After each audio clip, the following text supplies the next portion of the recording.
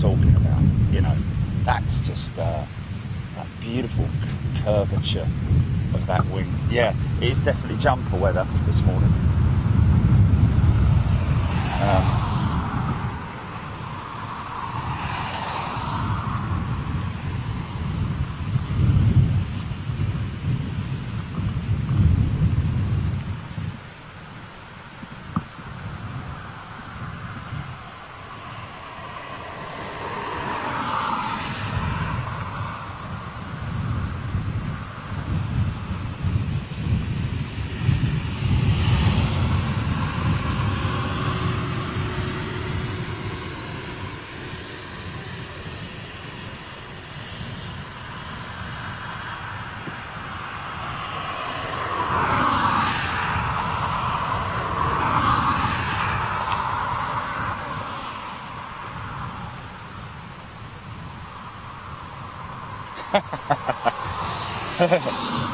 This is the perfect example with you know, understandably people questioning, you know, how we sort of like get to some positions that we get to, you know. And obviously someone said, how did you get so close to the fence? Da, da, da. Well, again, a lot of people understandably don't listen, don't hear what I've said an hour before they joined. So, you know, understandably, these comments just continue to come in. It's just one of those natural things. But this guy's obviously asked. He's obviously asked, and we've replied saying, as we normally do, we always alert the authorities, local authorities, ground teams, security, police, or whoever might need to be informed. And this guy said, Big Jet TV, glad to hear that the authorities are informed. And he's put in speech marks, spotter in anorak with binoculars, notepad, acting suspiciously at the perimeter fence. Nothing new there then. Exactly, that's precisely it. I don't have a notepad. But anyway, and I don't have any binoculars, but I do have a camera. So yeah, fair enough. So Pete Ashby, sort of like outlining it perfectly there. But yeah, great feedback. And it, you know, as our friends at Virgin have said, it's gone mental in terms of the whole Virgin 747 retirement show yesterday. Of course, a couple more to go. But yeah, what a great day that was. What a great day. I'm just going to do an audio check, Jenny. Can you check? I'm just going to do a PTC. I just want to check if people can hear what I'm saying here. 1 2 check 1 2. Okay, I'm a little bit on the dark side there. Can you hear me? Quite quiet.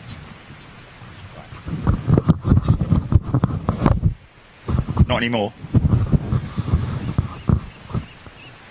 Oh, I tell you what, this is the old, don't forget this is the old mic, so hopefully we're not going to have that same issue where it just goes up, Coningsby. It's up,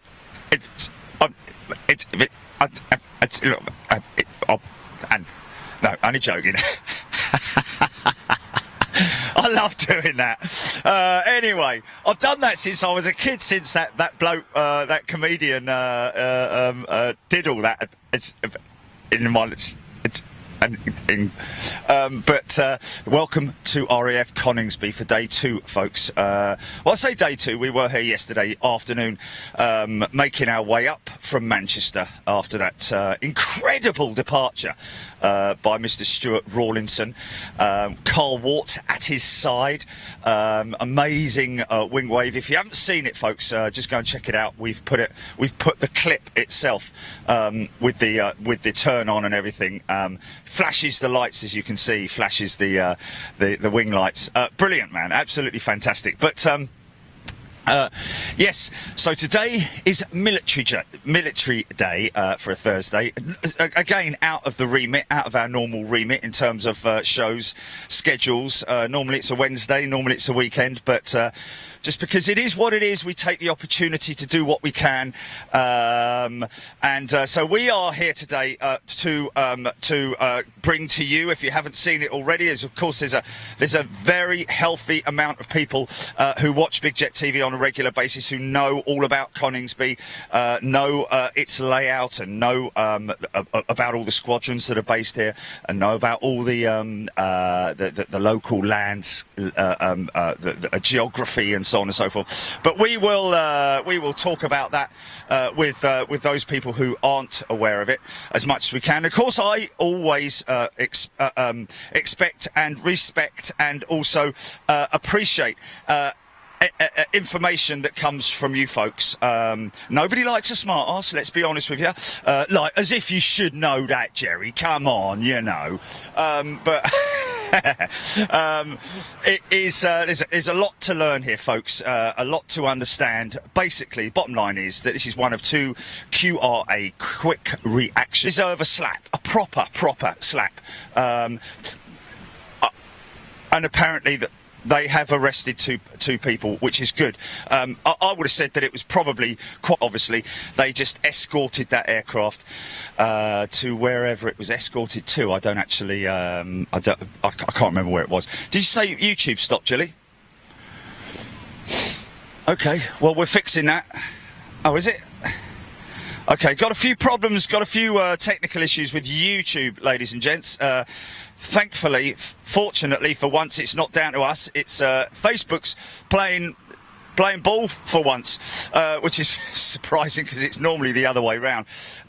So basically what we have here, folks, is a quick reaction alert station somewhere over there in the Haas bunkers, hard aircraft shelters. Basically, instead of your sort of standard squared shelter, you'll see that they're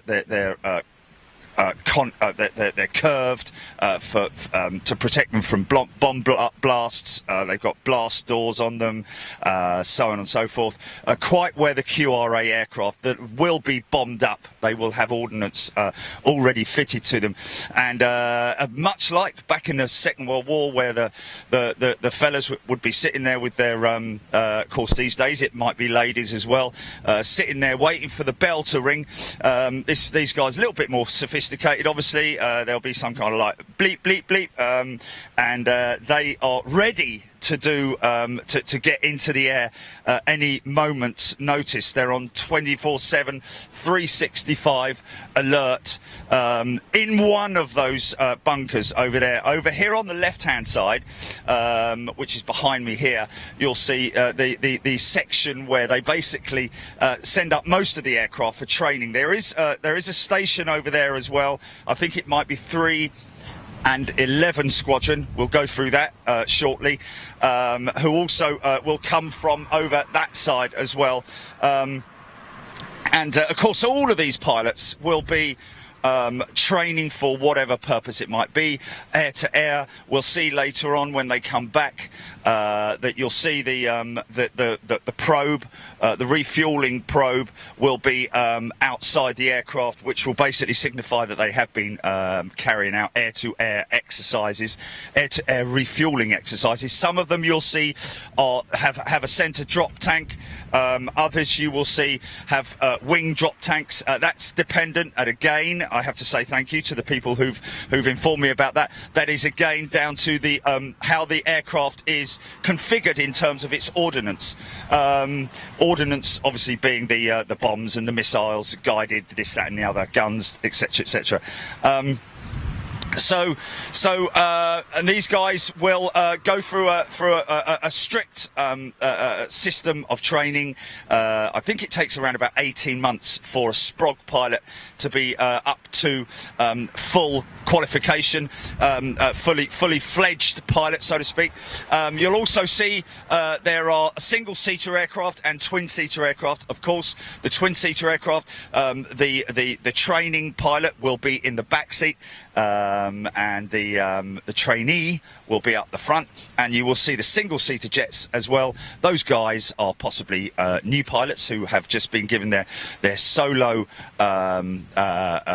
seat or whatever it might be. It could be a number of different things that we'll discuss during the show. But basically what we're going to do here is we're going to get the morning session where the aircraft, it's beautiful and quiet here right now. All you can literally hear is my voice droning on. But if I was to shut up,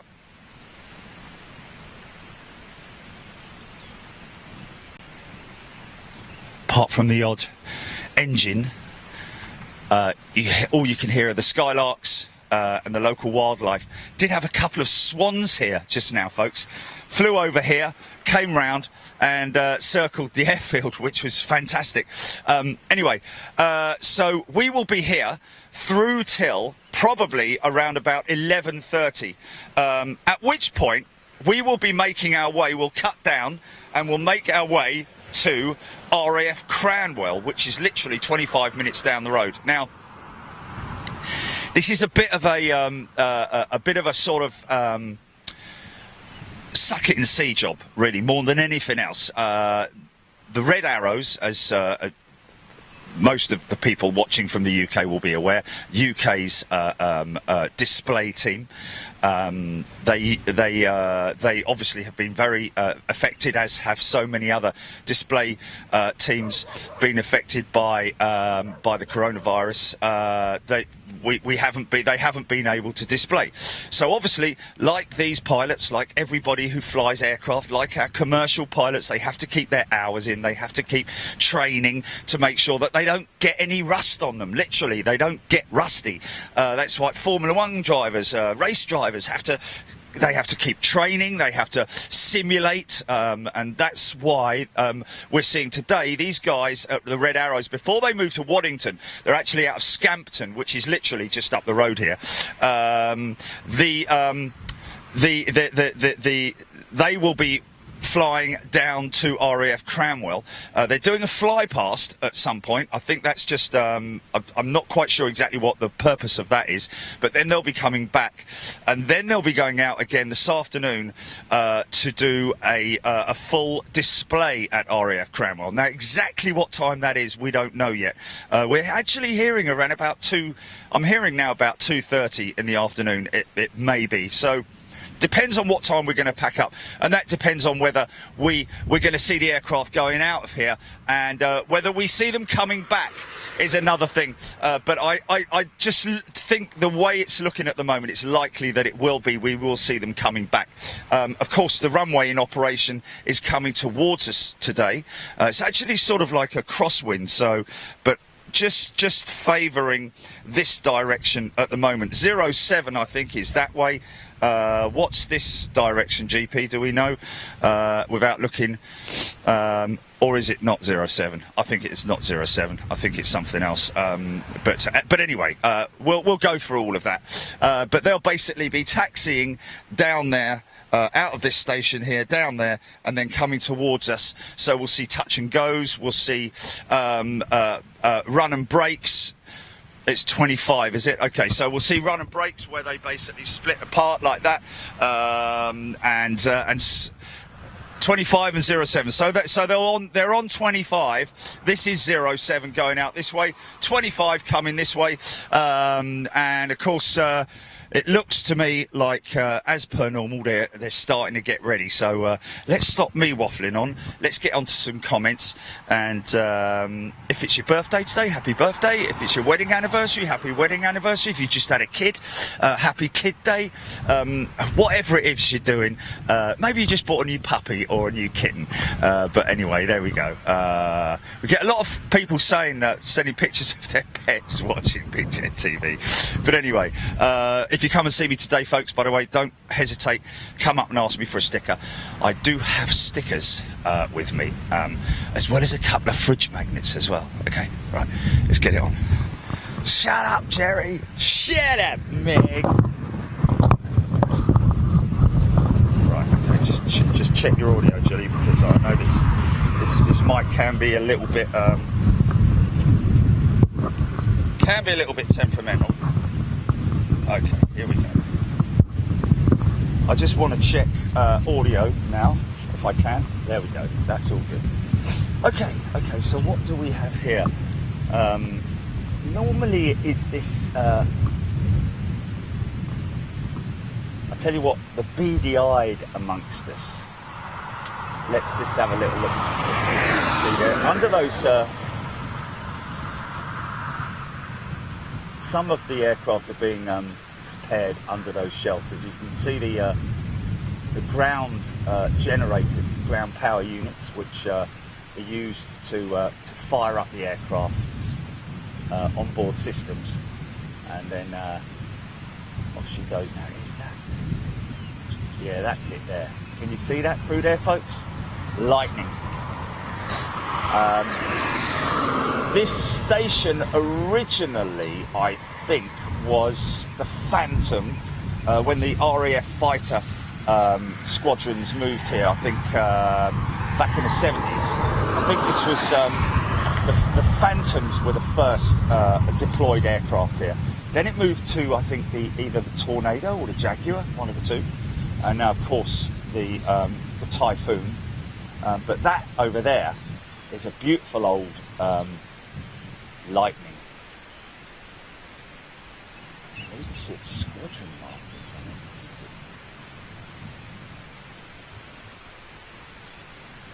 it. Yeah. That was one of my favourite aircraft from the displays. So these guys prepping those aircraft right now. The telltale sign will be, as we can see here, the steps are in place for these guys to look at that wing profile, folks. Look at it. Right. Okay. You good with YouTube? Yeah. Okay. There it is. How much?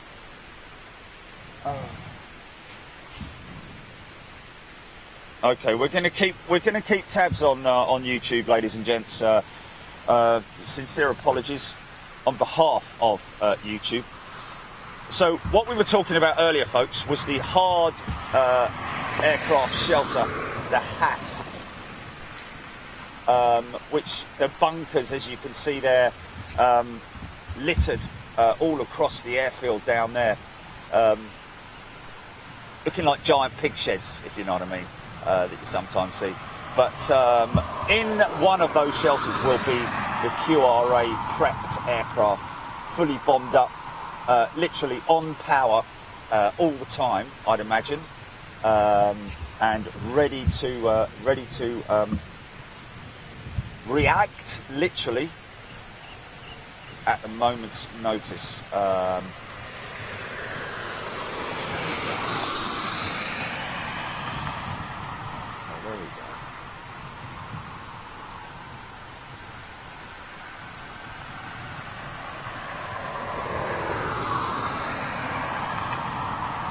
So I think those doors, there is a design a part of some sort of like inbuilt design within those blast doors, whereby I think Mike told me this, that they can actually fire up the aircraft inside the hangar or inside the bunker without having to open the doors, so that they can literally open the doors, aircraft taxis out, and off they go.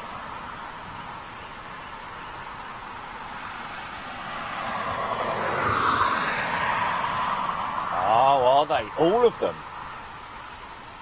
Oh, right, okay. Oh, that's great news, isn't it? Well.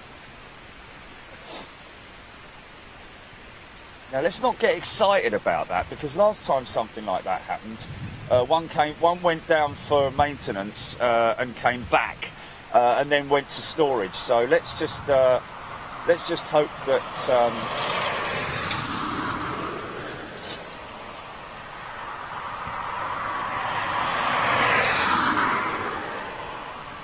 Oh, right, okay, okay. Well, that would make sense, wouldn't it? Obviously, they have to go down there, don't they? Yeah, yeah.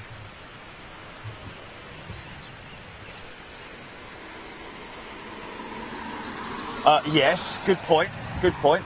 It's definitely coming to Heathrow, though, is it? Okay. Just a little bit of local geography, folks. That is Tattershall Castle, obviously a very famous landmark here, and also appearing on the squadron badge, I think, of here at Coningsby. So, readying these aircraft from different parts of the airfield. We do have a fire truck, which is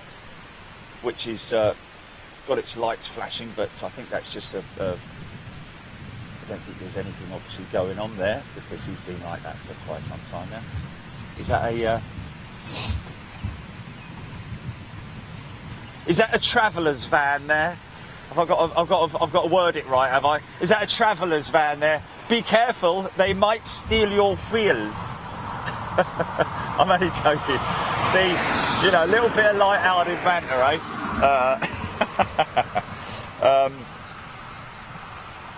We have a new member, Steve Horseman. Welcome. Good morning to you, Steve Horseman. Let's do some shout-outs to people here. Jane Ballet, been to the top of the castle. Brilliant views. Wow. Jane's been to Tattershall Castle. Andy and Nathan White, good question. Does anyone know what squadron these jets belong to? Yes is the answer to that. And interestingly enough, over the last few visits that we've had here at Coningsby, we've seen quite the same. It seems to be more or less the same squadron doing their exercises here. Let me just have a look here. I think it's 11 possibly. No, it's not that one. It's the one that's got the there we are. So you're going to see Seek and Destroy. What a fantastic motif. It's the double red cross that you're going to see on the tail. Oh, blimey, I thought there was a jet starting up.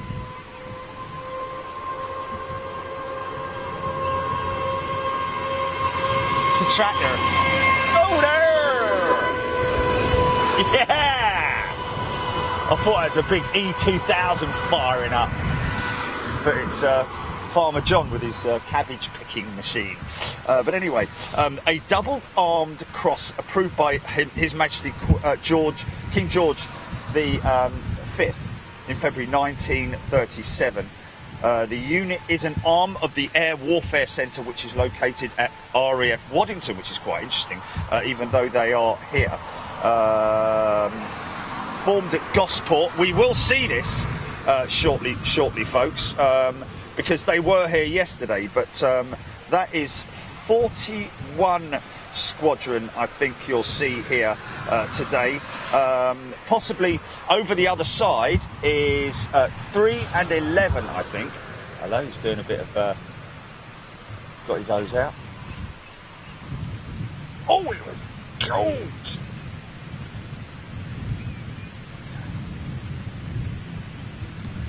And of course they do have an arrestor system here, folks. That's the arrestor cable, which is utilised at RAF stations to capture the aircraft in the case of an emergency. There is one at each end, and of course that is what we saw in action at Lakenheath a couple of weeks back, which was really good to see. Now, of course, in terms of squadron markings and so on and so forth, very difficult to see. Because most of the aircraft, they will just have the numbers on the tail. Other than that, in terms of identing them, it's very difficult. I can't see any of these aircraft here at the moment that might have the tail marking on them, which is basically the squadron leader. Morning, Fortin! let's just have a look and see if we can see any of these ones with the tail markings on them. I can almost guarantee that it will be one of these aircraft will have that tail marking on it.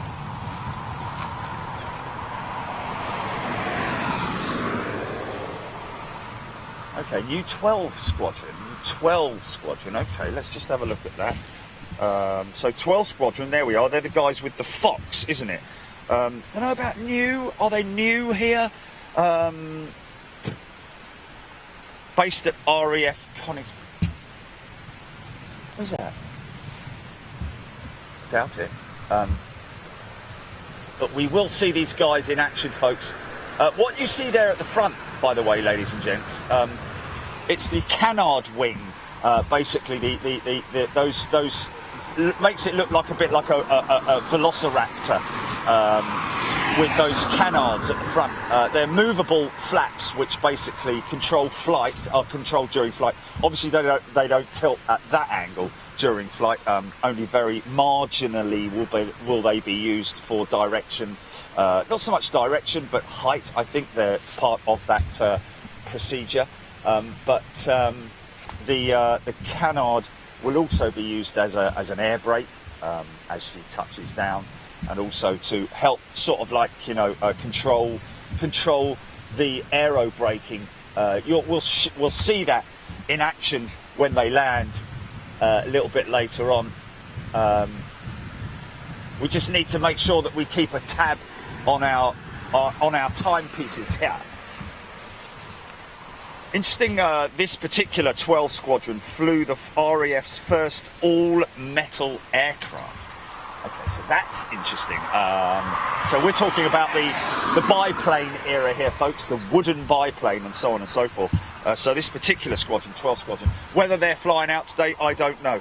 Aircraft flown include the Fairy Fox, the Wellington, the Canberra and the Buccaneer. Now, do you remember the Canberra and the Buccaneer at the twin-engined Buccaneer and Canberra with the engines on the wing, sort of like, you know, integrated into the wing. Amazing aircraft, and of course I remember those from the display days back when I were a lad. Flew long-range Storm Shadow missions deep into Libya from RAF Marham, which is where our good friend Mike is stationed, which is the F-35 station at Marham. From March 2020, the joint British-Qatari Typhoon squadron. There we go, folks. Well, I did mention that yesterday. The Qatari Air Force have sort of like joined forces with the UK, and this is the joint British-Qatari Typhoon squadron. So they will have pilots from Qatar that will be flying out here and being trained as well here. So there we go. Good information coming there from Trish as well. Thank you, Trish. As well as that, we've got 29 Squadron who are based here.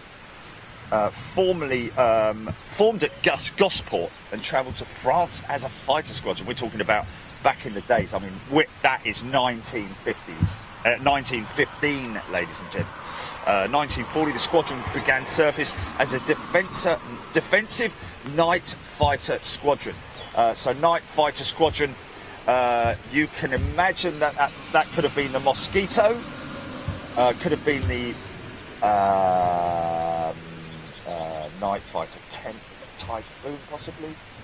Night fighters.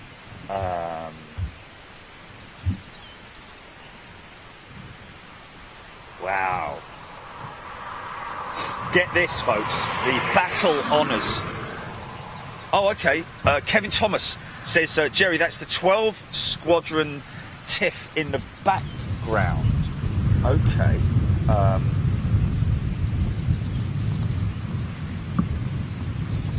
Now I don't know how old that comment is. My apologies. If you can come back on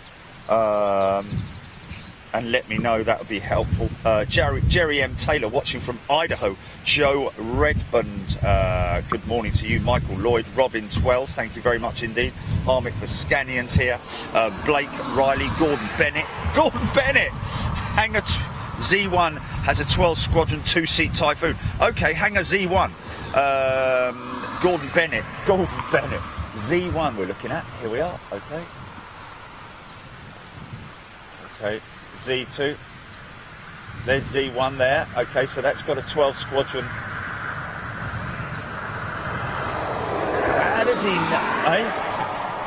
No, that's Z1, isn't it? It says, oh no, Z3, sorry, Z3. Yeah, Z4, okay, I'm going the wrong way. Okay, so Z1 is there. Ah, there it is, he's right, there it is. There's the motif right there. There's the fox on the tail. There's the fox on the tail. We've got it. Yes, thank you. We have got that. So that's 12 Squadron right there, folks. Yes, thank you very much indeed for keeping me informed. Rennie Jensen saying yes, because I know they painted a few of the mosquitoes in the black, and of course they had the they would go up and night fighters would basically attack the incoming bombers from during the 1940. That would be the Blitz, wouldn't it? I'd imagine. Morning. Thanks for what will be another enjoyable day, Terry Mayer saying. Thank you very much indeed. Lara Kafora, what is this? Lara, this is Coningsby, RAF Coningsby. And we are, these two aircraft look like they're ready to do battle with their nav lights on. What's that, GP? Oh, Bunker Army Surplus, Stalham, Norfolk. I used to work in a HAS.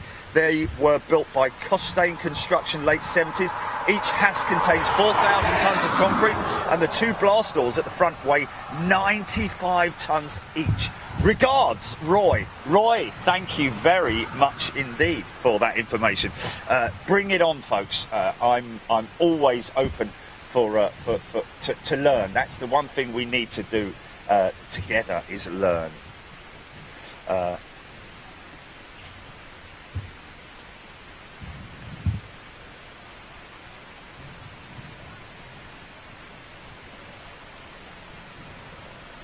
Oh, that's fantastic. Where's that? How far up is it? Okay, and what's his name? Okay, let me just have a look here. Mark Carter, I'm looking for your comment, Mark. Grace, Terry, Eva. There's Eva. Neil, David, Ross, Martin. That's E3, Adrian James, tuning from Birmingham, Lara, Renee Jensen, Martin Broadbent, this is awesome, Joe Redmond, Kevin Thomas Hughes, Bristol Blenheim, yes, Bristol Blenheim, of course, yes, Kevin Cole, Lee Russell, Gordon Bennett, Blake Riley, why can I not see that one, Martin.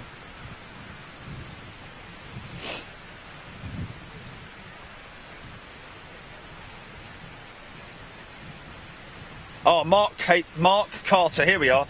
New Facebook supporter. Can you say hi to Harry, age 7, Mason, age 4, who love Big Jet TV? Keep them very entertained during the lockdown. That's great. Well, welcome Harry and Mason. Who knows? These little lads may grow up to be fighter pilots in the future. I tell you what, Harry and Mason, and any of you other kids watching right now, and grown-up kids like me.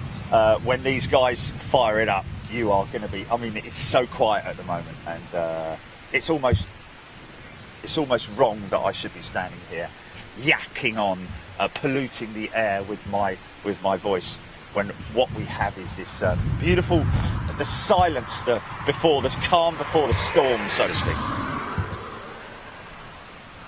I'll keep calling out, Jerry. All jets under the canopies are 12 Squadron. Okay, so that's all 12 Squadron aircraft jets under those canopies. Right, okay. How do you know that, Keith? James Clark, good morning. Chicky A, love the shows. You and Jilly made my day. Well, that's just fantastic. That's what it's all about, ladies and gentlemen. You know, the fact that we do have membership, we obviously are a full-time operation. We have to run the business. You can't do stuff for free when you're running a business full-time, 24/7, which is what we do. But the most rewarding part for me is the fact that it brings enjoyment and education to so many people, and memories as well. We get so many people. I used to go here, I used to go there. I remember taking the kids here. I remember going there as a kid. You know, it is just wonderful, wonderful to be able to revive so many great memories. And even for me, you know, I'll be honest with you folks, yesterday when I was driving out of here, after I'd finished and everything, I was driving down the other end, and the wind on top of the van made it sound like there was a jet going over me. I almost had to pull over and sort of like, you know, just check that there wasn't a jet going out. But I knew there wasn't a jet going out. And that reminds me of when I used to go to the air shows with my dear old mum back in the day. You know, her driving in Hillman Imp or whatever it might have been, I don't know. And we would go to, you know, Farnborough or wherever it was. And of course, coming back, you know, the noise of the tyres on the road noise would sort of like sometimes simulate the sound of a jet fighter. And of course, you know, as a kid, you know, any opportunity to see something like that, and that's why even at 57 years old now, I still have the excitement, and only hope to be able to sort of like, you know, pass on that excitement to you, ladies and gentlemen.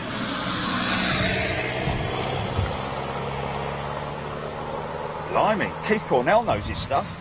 Is that the case every day? The jets parked on the ORP operational readiness platform are 29 squadron, 41 squadron jets. In Haas site are 3 and 11 squadrons. Okay, 3 and 11. Yeah, we ascertained that yesterday, that over to the right hand side, that the aircraft parked over in the Haas site are 3 and 11 squadron.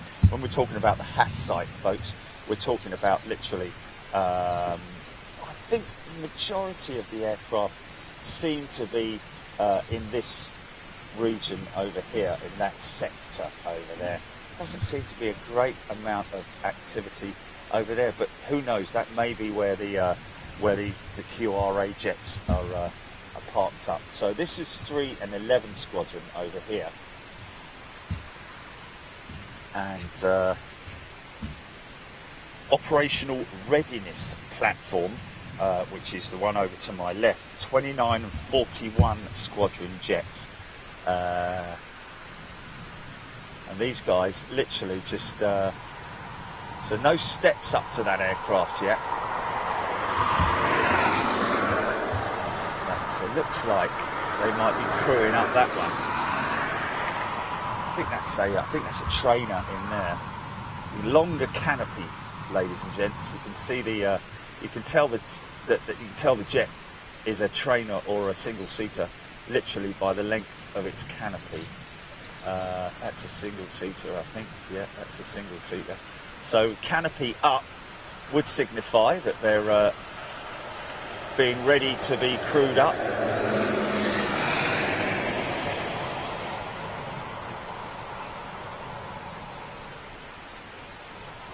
Well, I could do, somebody saying about getting yourself down to the BBMF viewing point. Trouble with that is obviously, the problem with that would be these two massive great trees there. There's a nice little lay-by there that you can park at, and of course you get a great shot of the BBMF, the doors of the BBMF hangar, which is Lancaster, Spitfire and Hurricane, along with other Spitfires. I'm not sure how many Spitfires they have operational within that hangar, but I do know that I'm pretty sure that the BBMF have a number of Spitfires in the BBMF flight.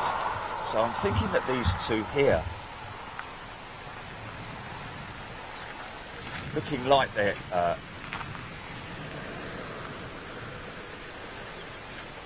being prepped, but canopy's still down, so I think we're more than likely to see these jets under the canopies going out first.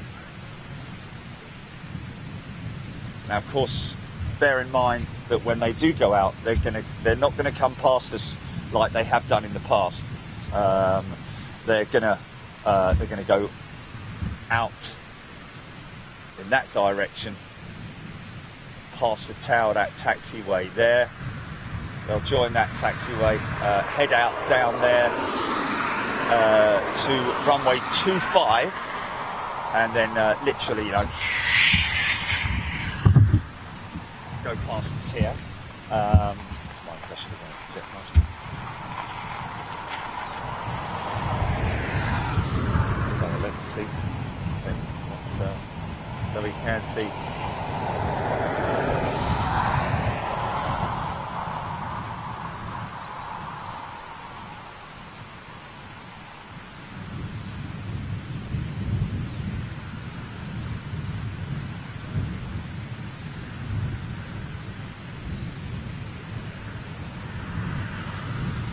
So one would expect things to action to start happening quite soon, I would have said. And once that noise starts, it does not stop.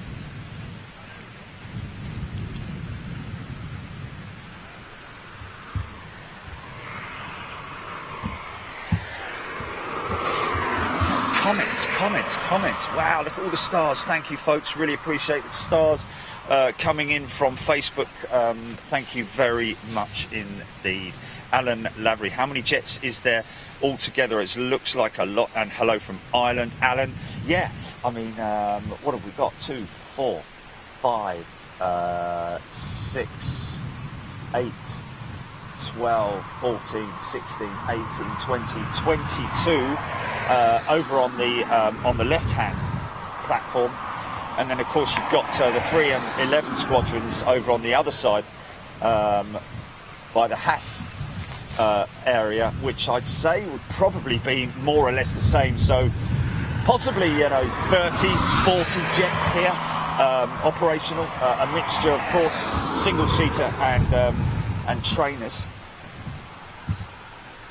Chris Plainmad, where? Good day to you. Dane Grayson, imagine a Typhoon as your workstation for the day. Dream, dream, dream. Yes, indeed. Recce Cat EC3 up from Luxembourg in North Sea. Yes, Recce Cat making a very valid point there. Here we go. First aircraft. First jet has started. Here we go. Of course, these guys will be waiting for the refueling aircraft to be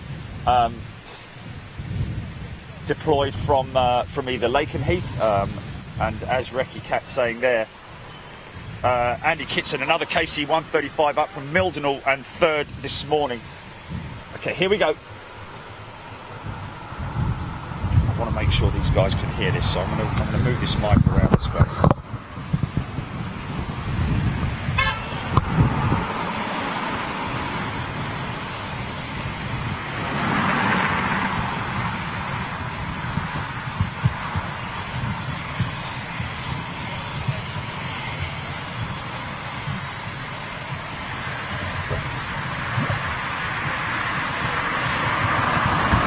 What did I have for breakfast? I just had pain au chocolat, I'm afraid.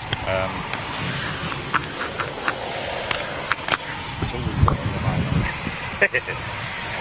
Pain au chocolat from Tesco Express. There we go.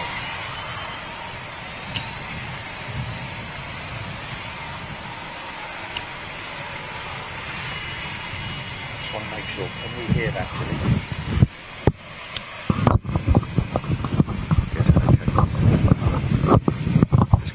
Just keep an ear on the mic just for a second. I'm just putting it in position at the moment.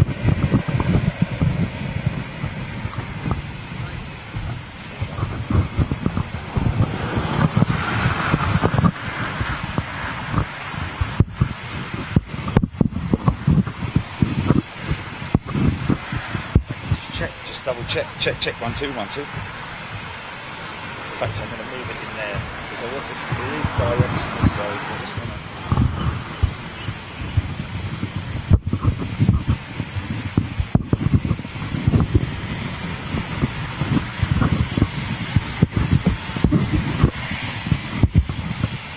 check. 1 2 1 2.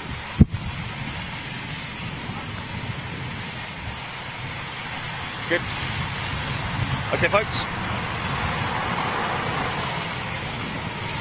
Tom says we had the tanks and Typhoons down Dorset way yesterday. Sadly, it's cloudy as always, which is a shame. These boys are fired up.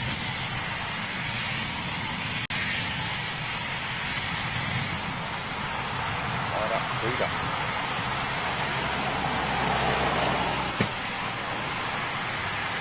Ian Cummings says, looks like the Boris jet is heading your way. Flight level 20. 20,000 feet. Oh, okay.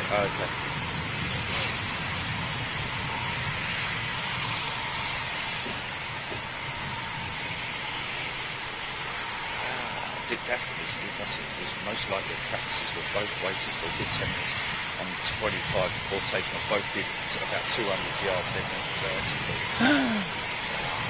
It'd be great to see a QRA practice today. Not that it ever happened. Marco Adrian.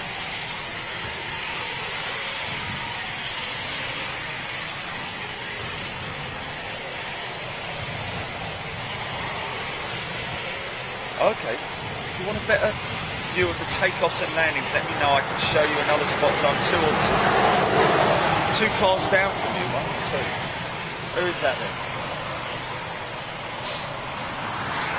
These 2 cars. Is that you there on there?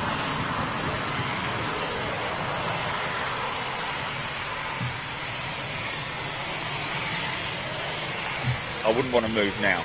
That's the only thing. SF Polar. Not that I'm aware, they do not join the US Air Force. I think it's unless there's joint exercises, which might happen from time to time, I'd imagine. Daniel Morgan, Boris Mate, not Kevin Thomas Hughes.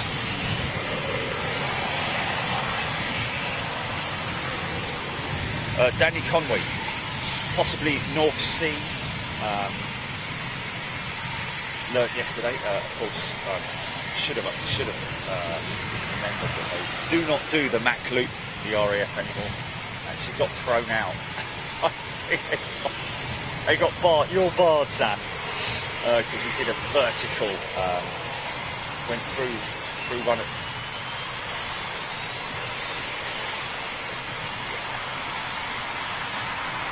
Keep it voice down to a minimum.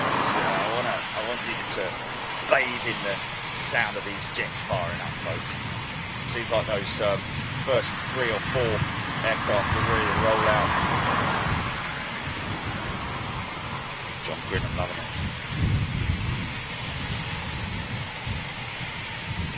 So the tail rudder's missing off the. That's possibly because it's cranked over and right towards us, John. I think that might. Mac 52. I think that might be a case of optical illusion. What you're seeing there is the tail rudder is the rudder. Sorry, the tail rudder. There's only one rudder. The rudder is kicked over towards us, so it's literally you can't see it because it is so low profile.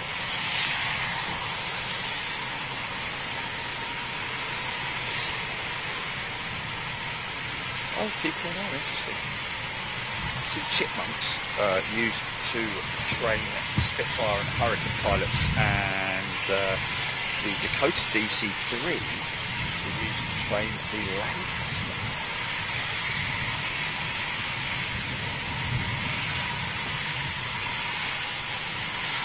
James Clark. Great that you're hearing it. Melvin Laycock.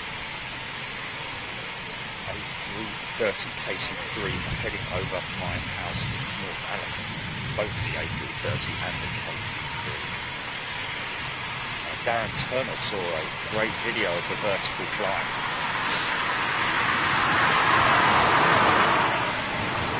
Nearest thing we've had to a vertical climb recently is that DHL 757 going out of Heathrow. Insane, man. Skyrocket material. Proper freight dog departure.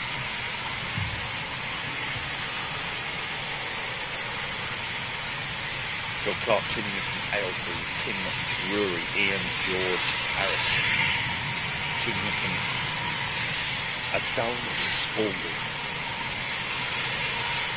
Castor Troy, Wesley Ian, CZ335, 336 over on flight level 200 traffic north east, Michael Bland, 2 KC3s headed north.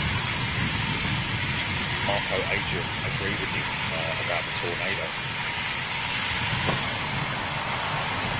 Oh, okay, René Janssen, so the Danish F-16s are also there training in the tankers and other stuff. So this will be a sort of like, when these aircraft come back in, folks, you will see their refueling probe will probably be extended. The reason for that is because they leave the probe extended so that the ground engineer or ground technician can have a look over it and make sure there's no damage to it before it's retracted. Andy Kitson, BBMF fleet are probably the best maintained and loved aircraft on the planet. I can't help but agree with you more there.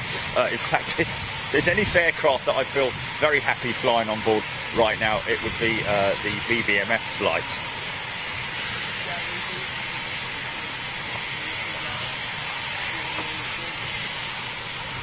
Mark Wallace, a lot of reserve US Air Force pilots fly commercial. Wow.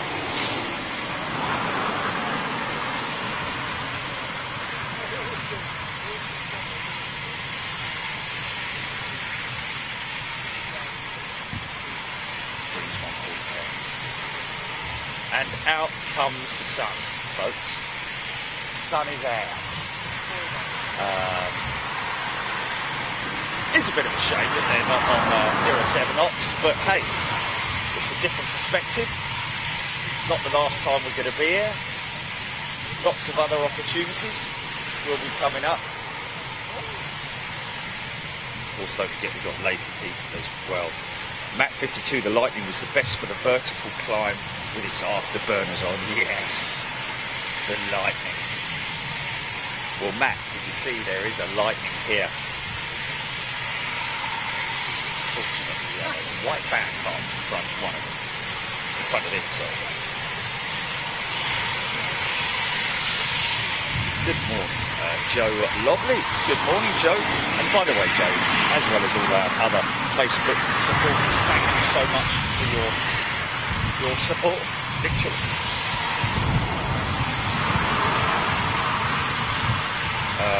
Catty Hill asking about probably the Red Arrows, I'd imagine. Around about last word that I got.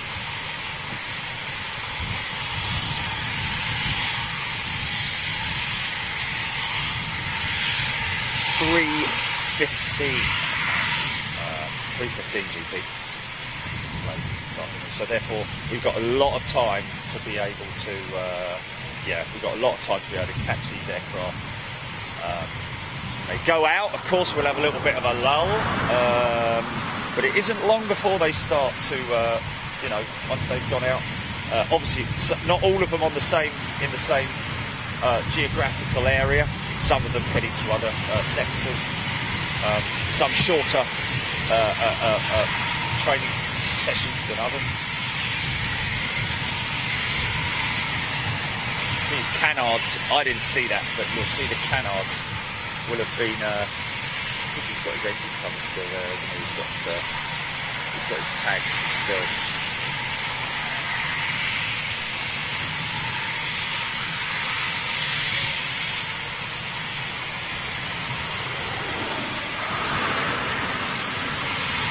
Right, Taylor, good morning. Robert Edwards, tuning in from Wales. Darren Turnell, John Courtney, Chris Redfern, Nick Bowles, Aaron Greenway. Will you get a break for lunch? Well, these guys do, so, but we generally keep going. Very rarely break for lunch. So interestingly, you would have seen that one of those. I think that that trainer there is readied, has been readied.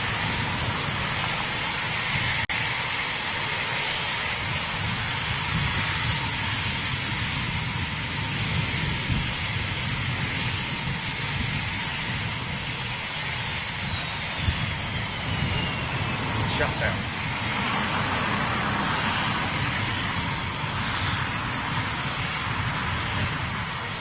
That's interesting. I shut that aircraft down. That must have been an engine test.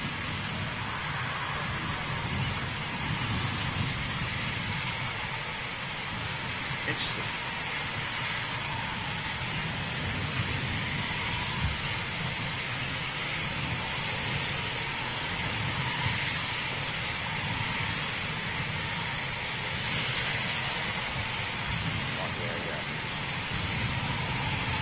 There's your 41 squadron leader going out.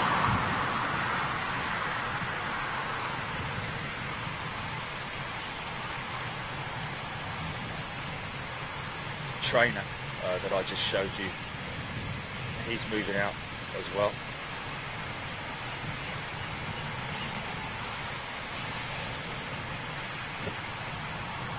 So whether this guy goes out and oversees the operation,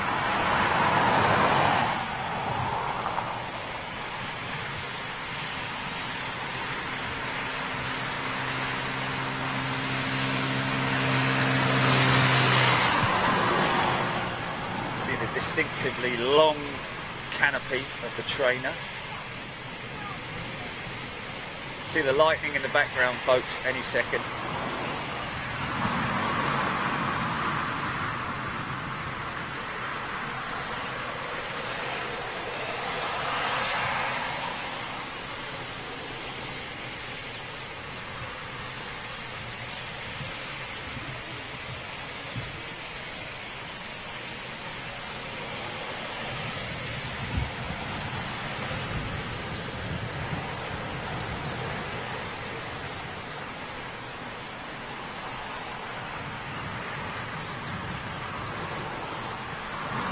To say not always. We have seen a couple of occasions where training aircraft will go out with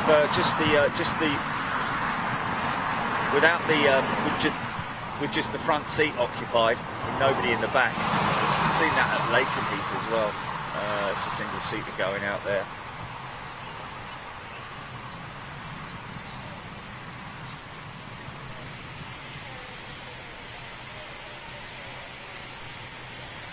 On tow.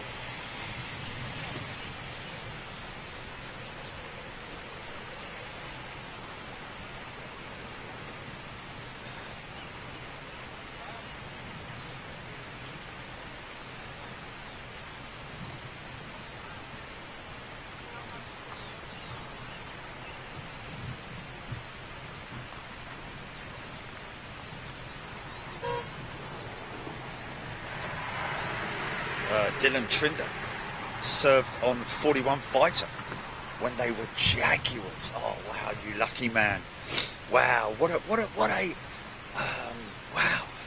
an experience! And thank you, Dylan, for your services during the time that you were there. Thank you so much. What great times they were, as he said.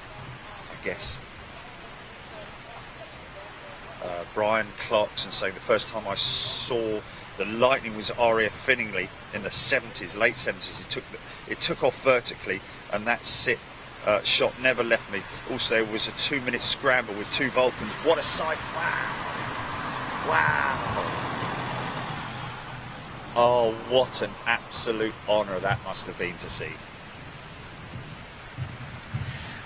A scramble with 2 Vulcans.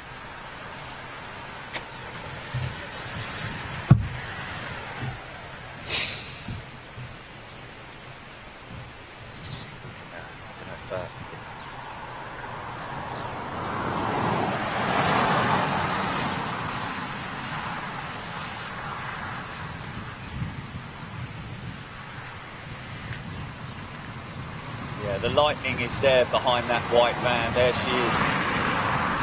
Not sure what the squadron.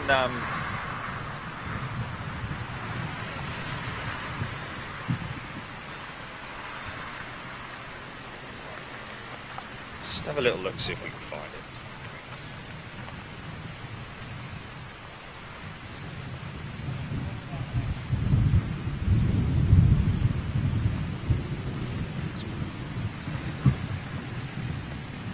I don't think this geezer's hanging about.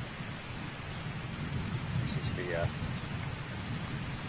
so get ready to crank it up, folks.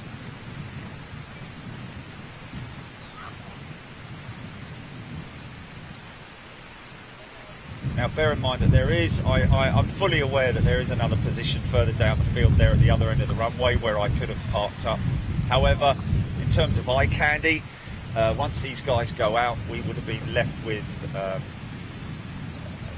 an open airfield, not that much to see, whereas there's a lot more eye candy over here on the left hand side for everybody to see. They wheel out anything from the BBM hangars. We're able to see that. We're able to see over to the right hand side, the Haas site as well. So I think when you weigh everything up, if you're down there on your own and you're not live streaming, yes, great to be able to experience that. As we have done, look back on our past videos from Coningsby here, folks. You will see runway 07 in operation, as opposed to 25, which we are on today. Okay, so the Lightning there. Okay, let's just we'll go through that in a minute. I've just got information from Thunder and Lightning's. Funny enough, great website. Lightning's plural, by the way.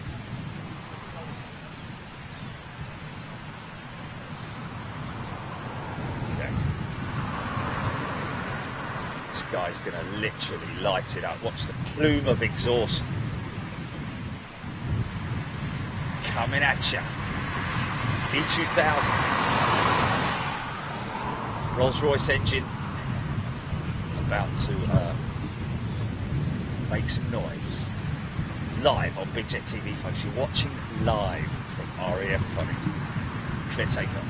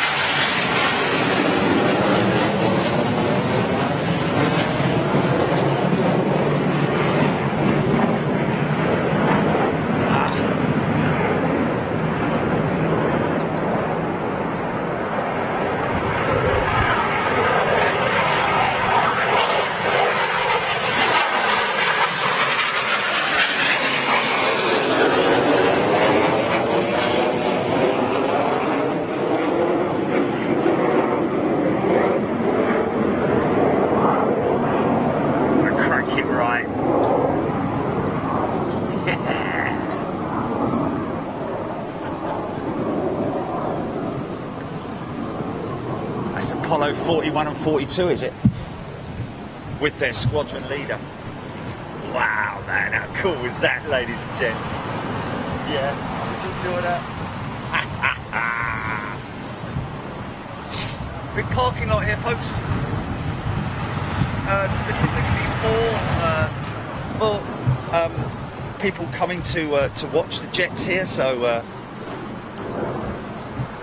sound the jets all around us. And of course, for those of us who are into their history, if you look on Google Earth, you will quite clearly see these hard standings here, dispersal areas where Lancaster bombers at some point in time would have been parked up here. Of course, I think the Dams raid went out with 617 Squadron. I think the Dams raid, of course, 617 Squadron now are based up at Marham, but 617 Squadron was based here at Coningsby. But I think they originated. I think they originated at Scampton. I think the Dams raid went out of Scampton. Then they were moved to Coningsby. Wow. Well, Crow dispersal teams need to be in action here today. Crow's having a bit of a laugh. Especially the geezer right over the other side of the airfield, like right over the other side of the airfield.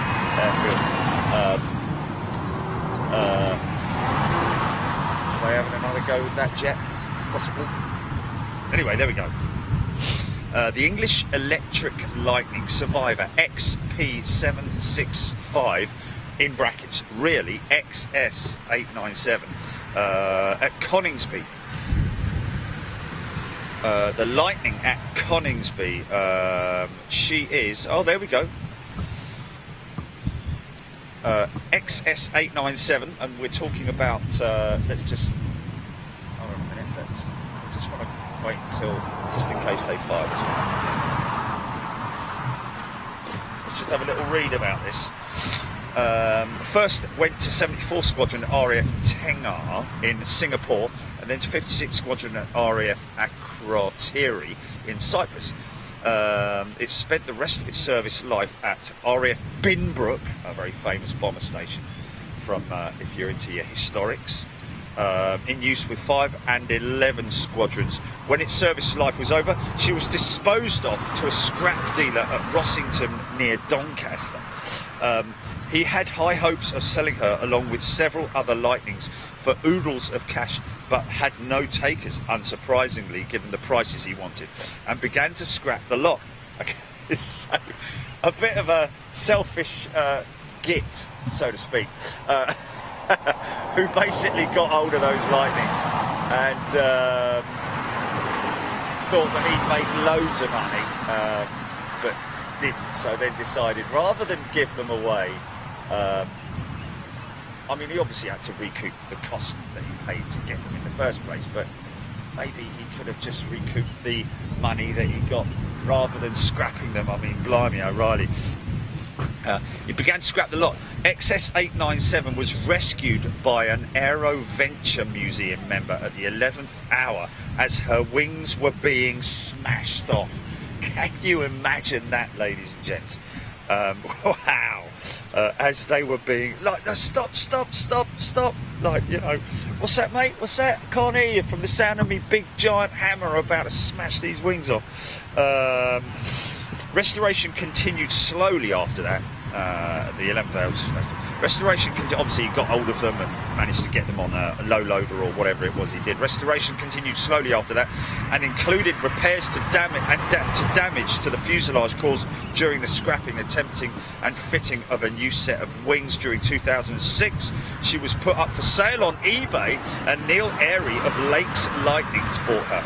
She initially left her on loan to Aeroventure, but in 2009 she moved to RAF Coningsby right here to take up display duties by the 29 Squadron facilities.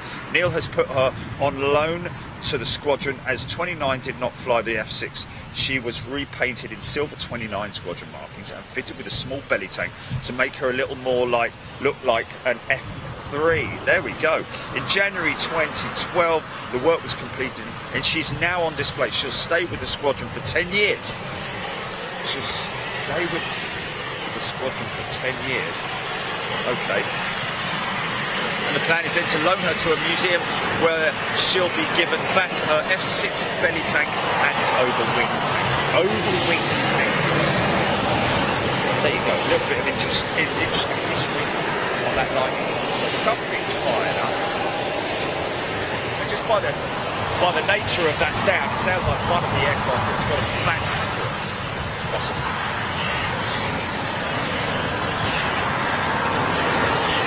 See if I can keep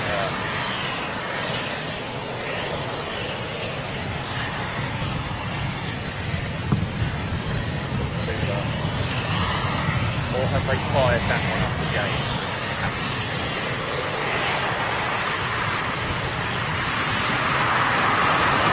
Might be some kind of a technical issue with that aircraft that we're looking at now, because they had her running, then shut her down. Possibly just a ground run, I don't know.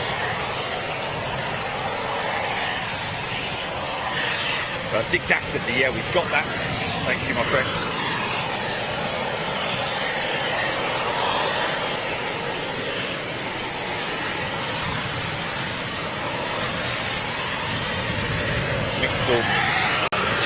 Phantom there, of course, the Phantom.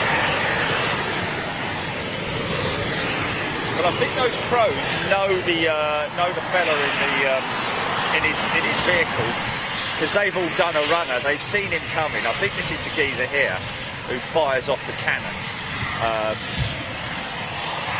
And here's all the crows here, scarpering, literally. I think they must know his vehicle, because he might get out. No, he's not going to pop one off, is he? Because look, they've had enough. They're off now. Look, they've had enough. Ha ha! Cheap beggars. Just keep a little eye on this. Here we go, canopy down. So you see the canards go to their neutral position, or level off, I would say.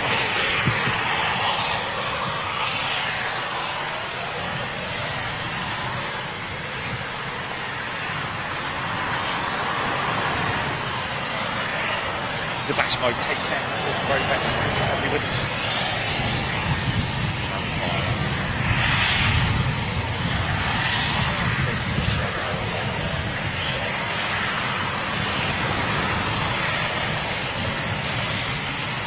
High audible note is one that's facing us. The other more thrashy noise is one of the ones over on the left hand side there.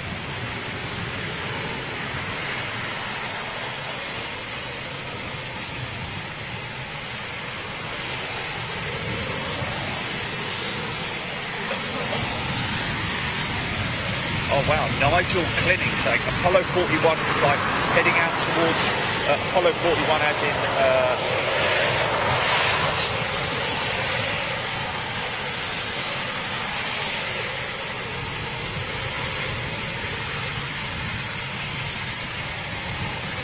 Exactly, 41, that's 41 Squadron, Apollo 41. Heading out towards two Voyagers. Air refueling segment 7. Is there a segment, GP? Is there an air refueling area? Is it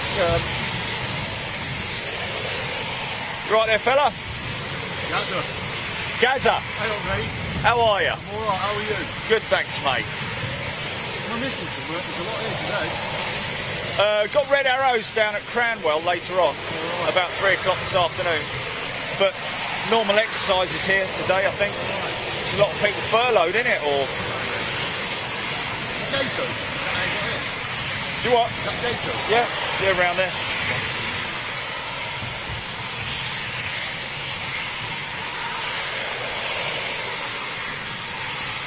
What's that, GP? Sorry, say that again. No, in the sky, yeah. Air refueling areas. There are areas, like yesterday they were Area 8, today Area 7, 41, Apollo Flight 41. Ashley Young, thank you very much indeed.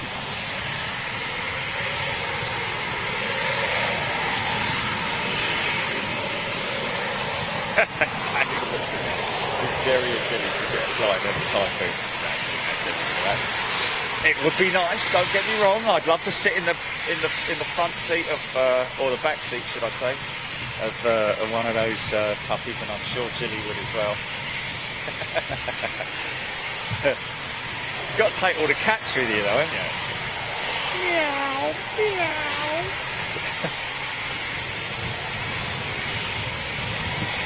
Two Royal Air Force Voyagers in the North Sea, Lauren Fox. Thank you, Jane Highland.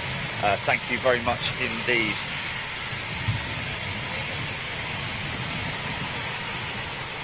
Steve from the UK, exhaust appearing out of the back. Yeah, we can see the heat haze now out the back of that Typhoon there. Once again, must have had some kind of a technical issue, like I say. Not 100% sure, but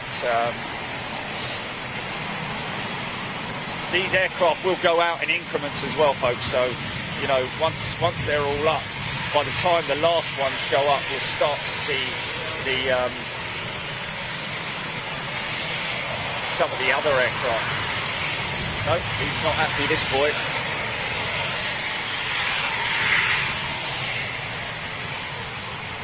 Going to see the shutdown in a moment. APU, ground power, sorry, being hooked up. Unless, of course, that. Yeah, no, he is running. That aircraft is running. See the green in the windshield at the front there, folks. That's the head-up display unit. Now, the incredible thing in terms of technology is that the head-up display unit can be dialed in with the helmet display unit, which literally, as he looks forward, as he looks to his left or to his right, it carries it from the head-up display into the helmet, so that wherever he looks, oh, here we go, look. So that's 3 and 12, 3 and 11 squadron.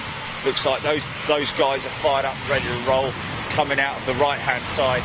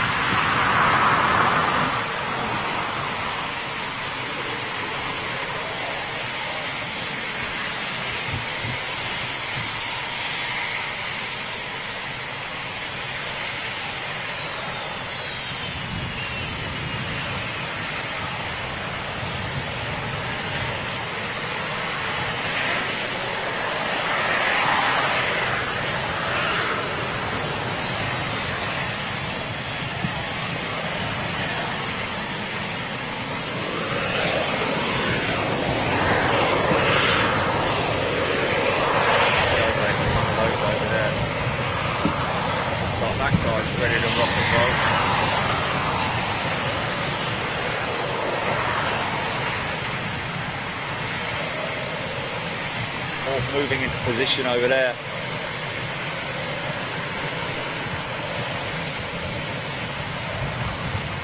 Tail markings.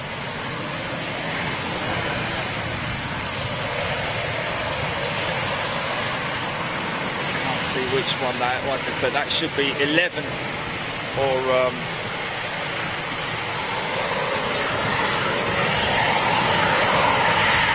that's the two eagles on the tail. That would signify that's 11 Squadron.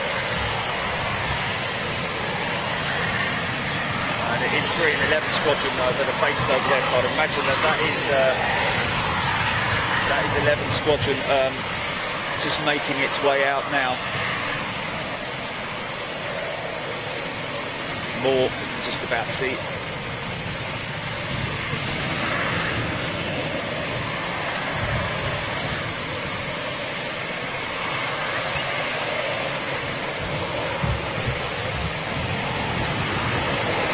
Good, thanks, mate. Sure. I've got one here. Thank you, Gaz. Cheers. No worries, mate. Get you in a bit then. All right, mate. Don't go without getting a sticker. Okay, then. Do we know if the jets are refuelling training in the North Sea? Lauren Fox asking. Yes, I think they are, Lauren. Vic said it's it's part of the general exercise, part of the general program, should I say, here at Coningsby with these squadrons. Also, don't forget fighter affiliation, you know, pilot affiliation. See the light over there. Conversion units as well. Converting from one particular flight platform to another.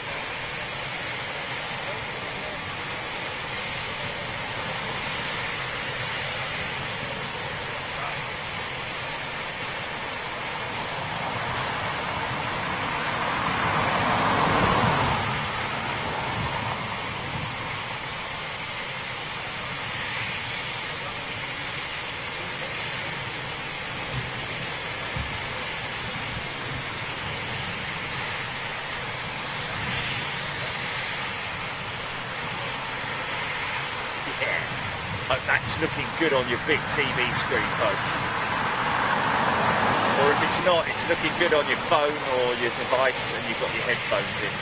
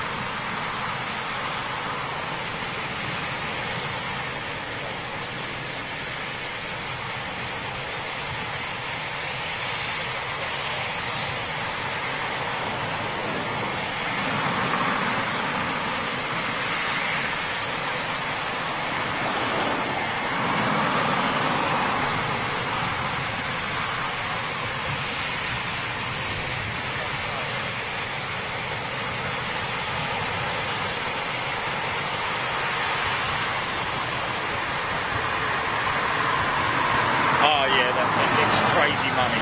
It's crazy money, man. EJ2000 engines on these aircraft. Of course, in terms of the thrust power, not anywhere in the region of sort of like your 90,000 pounds that you get from your commercial 777 GE90 engine. However, it doesn't need that. Half of that power with two engines. And the power to weight ratio we're talking about here. This is extremely lightweight aircraft. At least 90 to 95%, I would have said, carbon material. And even if that's not the case, it would be titanium and extremely lightweight components. And of course, don't forget, a lot of these aircraft are now built. A lot of the componentry on board the inside the engine is 3D printed as well as our other small pieces.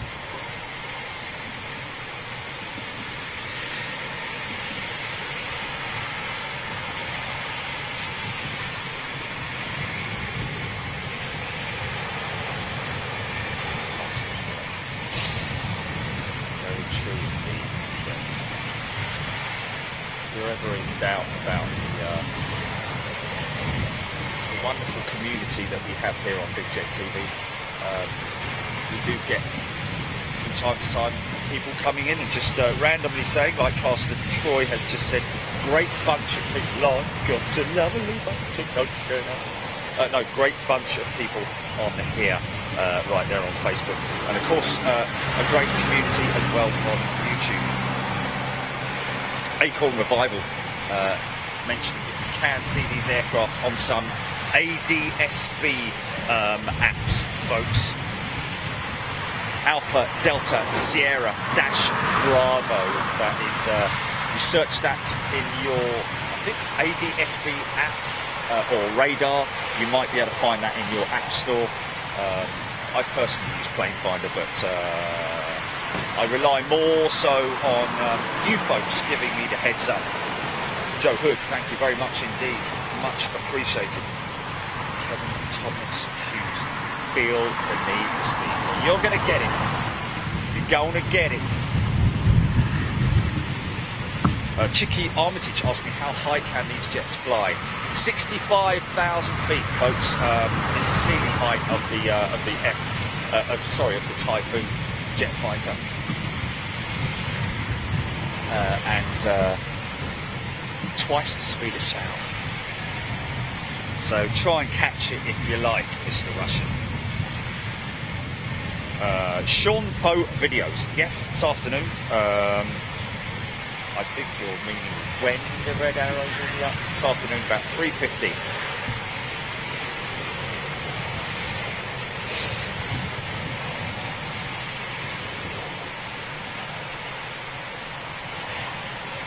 Okay, so I'll catch this guy going out, and then I'll pan back to the second guy, and then I'll catch the third guy going out. I think, what's that, GP?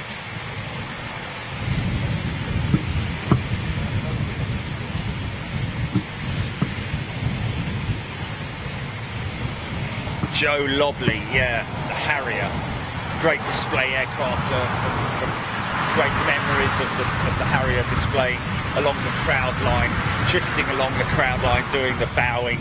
So noisy as well, man, so loud. I mean, no one thought about health and safety back in those days, did they?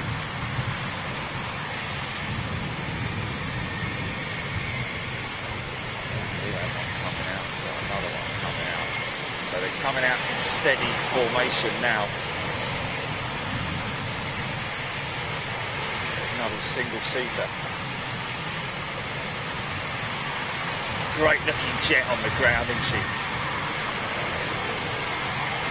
Quite ugly when she's in the air with her gear down, I have to say. That's just a personal observation. But once the gear are up, she's a bit like a Dreamliner, looks very ugly when she's got her gear down and she's in flight. But once the gear is up, retracted, and everything's clean, she's got that clean configuration, looks very smart indeed. More jets now starting to appear from under the canopy. Here they come now.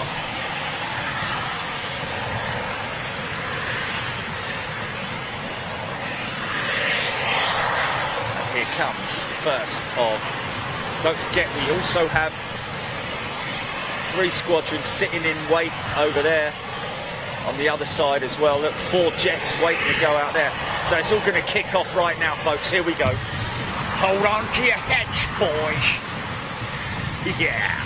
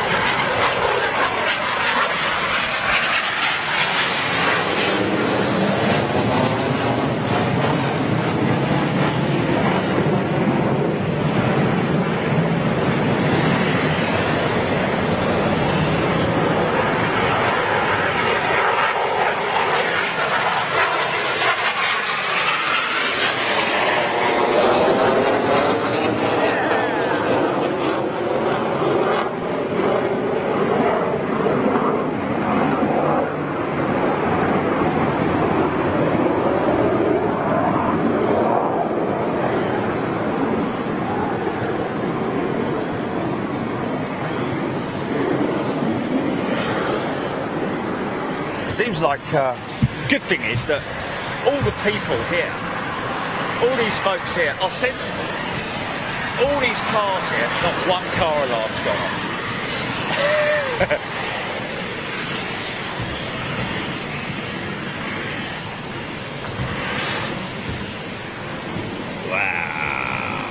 Ricky Armitage loving the sound of the engines.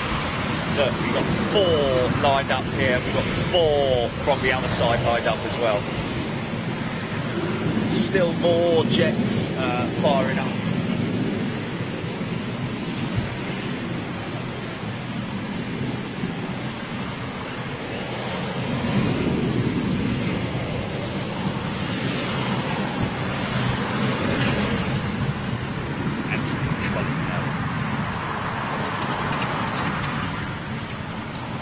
Oh, John Bolland. It's a tricky one, that. Okay, so this is... oh, look at this. Dual departure, folks. Ha-ha! So this is 3 squadron, I think. So this is possibly a... I wouldn't say a QRA. Oh no, it's just a single departure, one after the other, just lined up next to each other.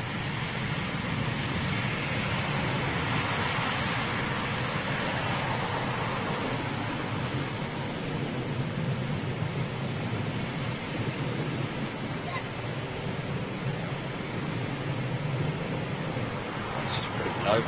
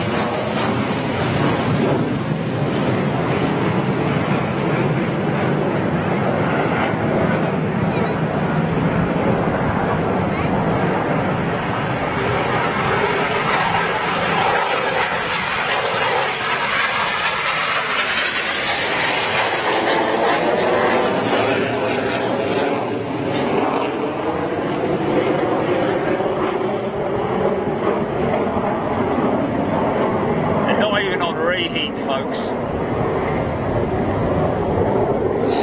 not even using afterburner for these departures, believe it or not. I don't think so anyway. We did see a couple the other week that were using reheat departure, afterburner departures, whichever way you want to describe it. John Hayworth should be down at Fairford now in my caravan watching the rivals for the air tattoo, but alas, I'm still stuck at home in lockdown until the end of the month. Thanks for some fast jet medicine, John Hayworth. That is an absolute pleasure, my friend. Great to bring any of you folks as much military action as we can, and other air show style action before the end of the summer here in the UK. Of course, we're hoping to do some stuff with the BBMF soon. Those guys extremely busy, as you can appreciate.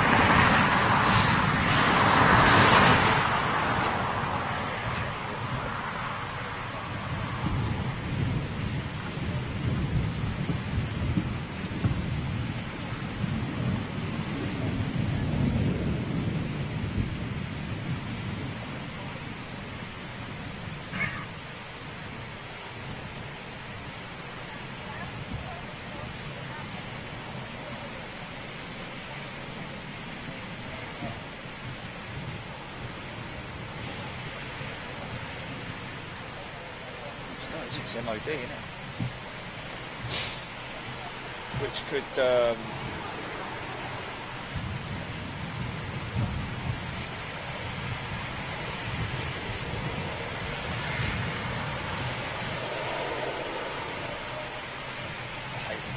yeah, it is a little bit. It's very overcast. It's dark-ish.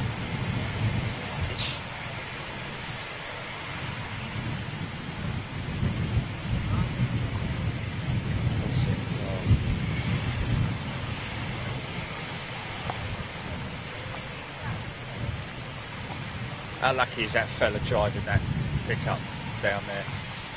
Seeing them come flat out past him, man.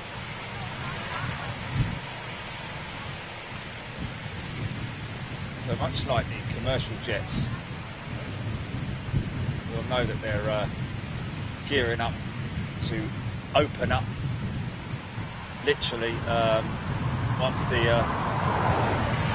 lights ablaze.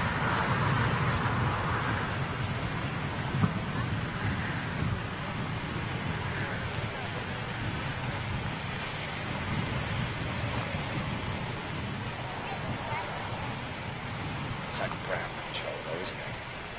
It's not like, you know,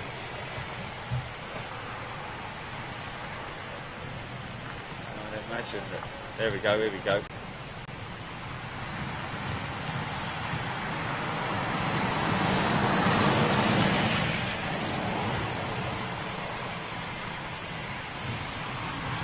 Haze that you've just seen is another aircraft taxiing out, folks.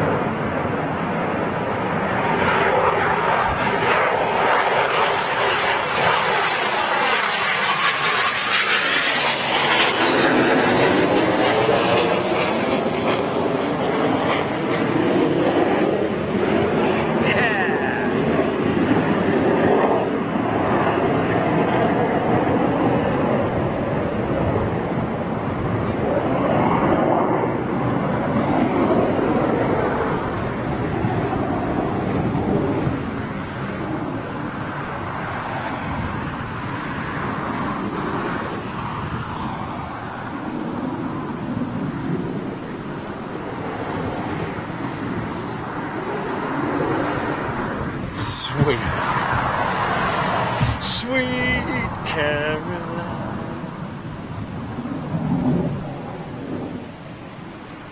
Yeah. So they could be over the fens. Is it the fens? Is it the fens? Yeah, North Sea then. Recce Rat, Chicky answered, that must be awesome to be so close to the fighter jet. Chicky, I'm talking, I guess, Chicky there is talking about the guy in the ops vehicle having free reign of the airfield. Look, he's just sitting there, look. Lucky fella, lucky fella.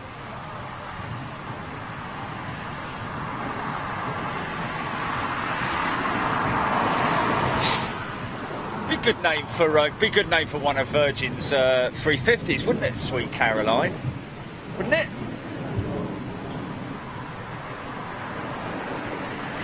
I said it first here on Big Jet TV, folks. Oh wow, look at this. So this is a slow overfly.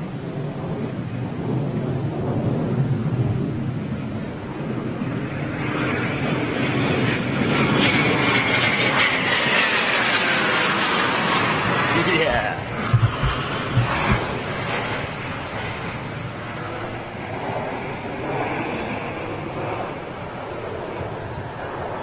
So this could be a touch and go exercise, or missed approach, or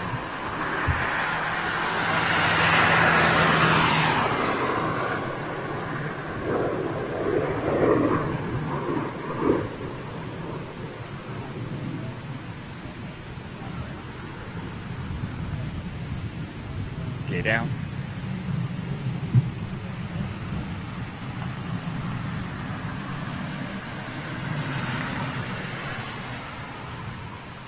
So no shoot on these aircraft, ladies and gents. Reliant purely on no reversers as well. reliant purely on the aero braking. The canard wing that you can see just in front of forward of the canopy, that is also utilised as an air brake, and of course brakes as well on the aircraft. And I think they do also have an emergency hook that they can deploy in the event of loss of hydraulics or any power, enabling them to stop the aircraft. They will then deploy the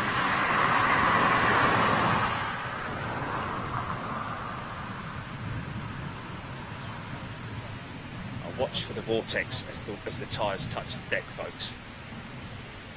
Yeah. Oh, there is a chute. Look at that. There's me talking about no chutes. It's the first time I've seen a chute being deployed, man. Wow. Oh, I'm glad. I love it when I'm wrong. I didn't know they ran, because that's obviously a big deal in terms of having to repack that chute. But there you go, ladies and gents. Maybe it's maybe they're just deploying it as a test or something. That's fantastic, isn't it?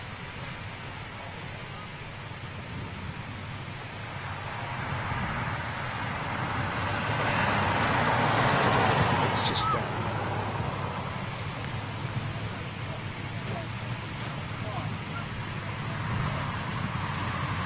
no chutes, he says, and then a chute comes out. You gotta love it, eh? What an idiot. Well, you never know, do you? I mean, all the other times we saw, how many aircraft, how many of these Typhoons have we seen land? Not one of them have ever deployed a chute.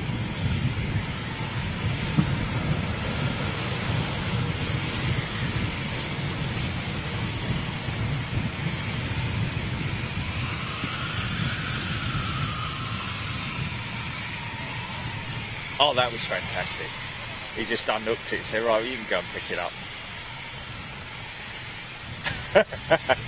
I'll just leave that there then, yeah? Fantastic. Oh, that is just brilliant, man. A lot of people asking yesterday, what is the, I think this is the outlet for the APU exhaust on the, just where the wing meets the fuselage.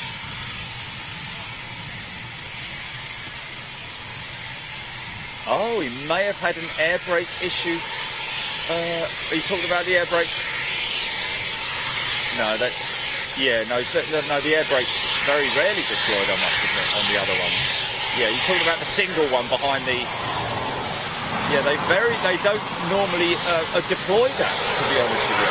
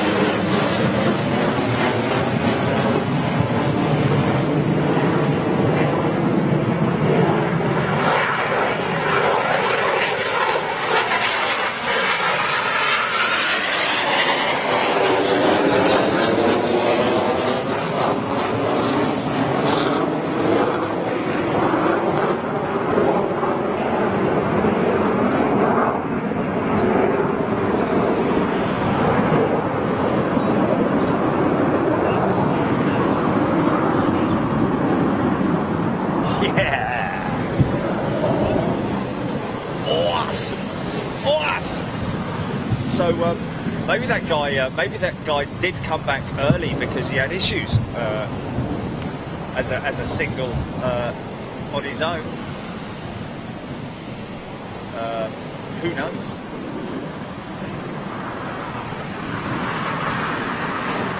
I'm sure somebody's. What about that chap who used to fly with?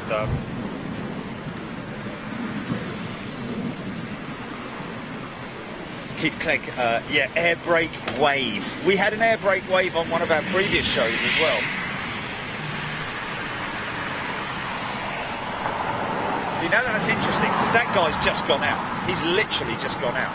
He was in one of the in one of the recent waves that just went out. So that may be a possibly a technical issue that they've experienced there. I don't really, but we'll have to see. Mark Barr, that pilot needs a Jerry rant about litter bugging. James Clark, are you at an air show? Wow, I'm glad we've confused you, James, but no, we're not. Yeah.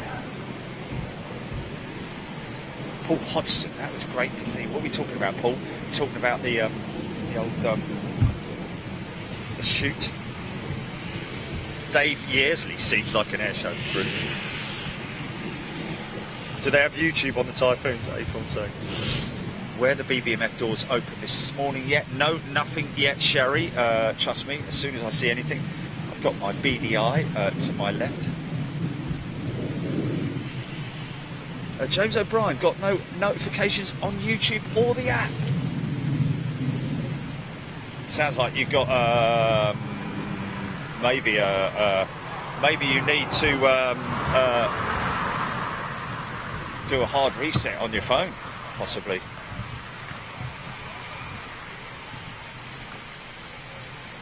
Warlord flight no longer air to air at the moment, would have used AAR Area 7.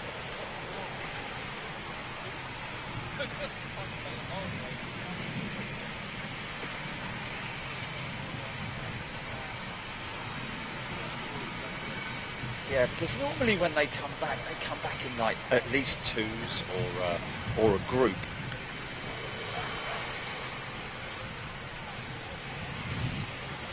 Derek Carter, first time I've watched military, normally just do civilian. Thanks for educating me. Great shots and a great show. Derek Carter, fantastic. It's brilliant. Thank you so much. Great feedback. Because, of course, don't forget all this time I am educating myself as well with all the great people who watch the show. Ex-military pilots as well on here as well. One chap who flew the Tornado, he said earlier. So another deployment going out now.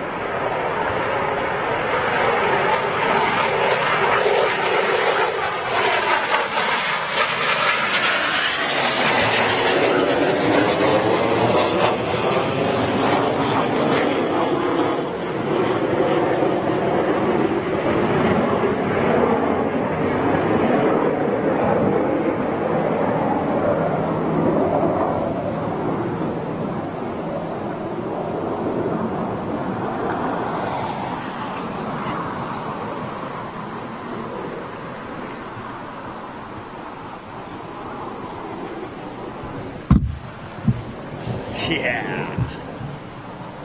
More. We want more. Bring it on. Bring it on. And here we go. I do have more Pano chocolats and coffee with me, so...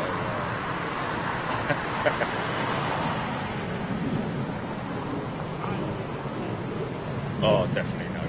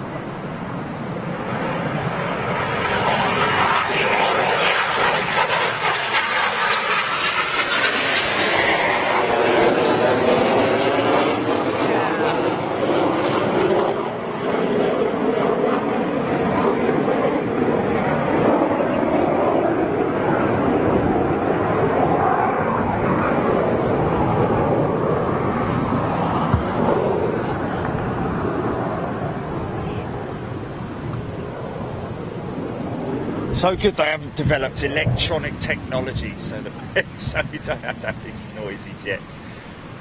Glad they haven't sort of like, you know, it's bad enough with the electronic motocross bikes. Wow, look at the heat haze coming off of this thing, man.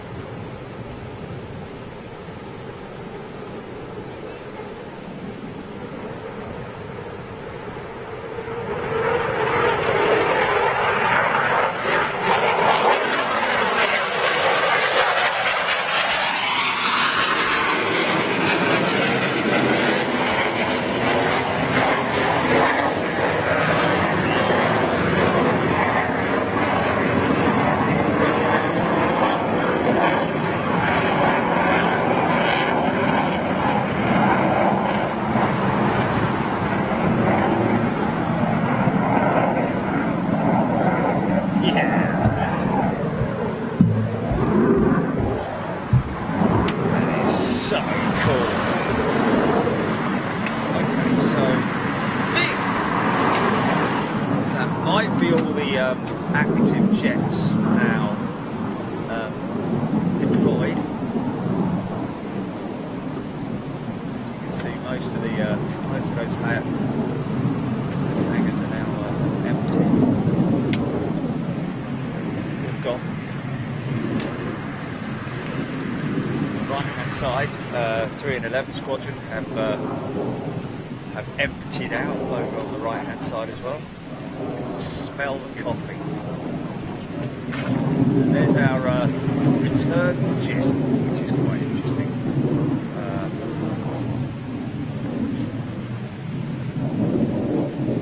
At some point I'd imagine that aircraft, depending on what the technical issue was,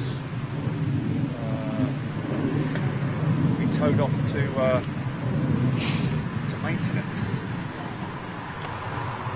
Possibly inside that hangar, you can see right in there.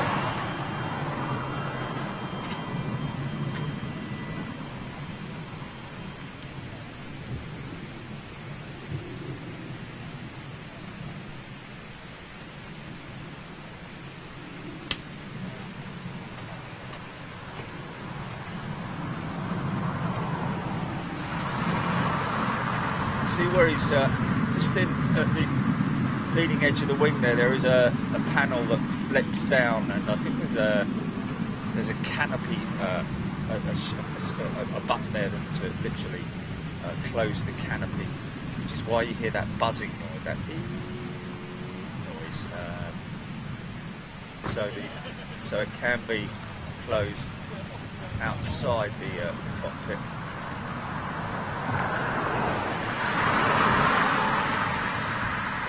Paul MK, Havoc flight working the block 21, 20 and 21K. Okay. Is that the area that they're operational at? Ooh, John Grinham. That doesn't sound too good, does it?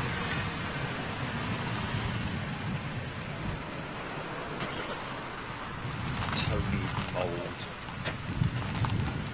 Oh, Tony Mould, back at my favourite airbase. You've made my day, Tony. Absolute pleasure, my friend. Thank you very much indeed for being with us. Jackie B, hydraulic issues most likely with that chute being deployed.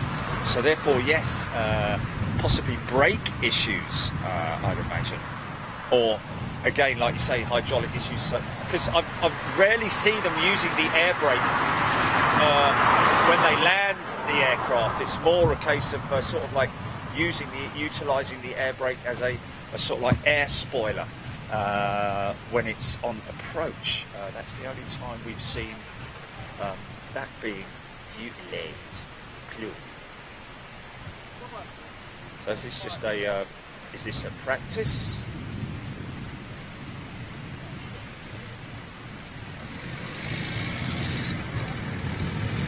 Whatever it is, he's in a bleeding hurry.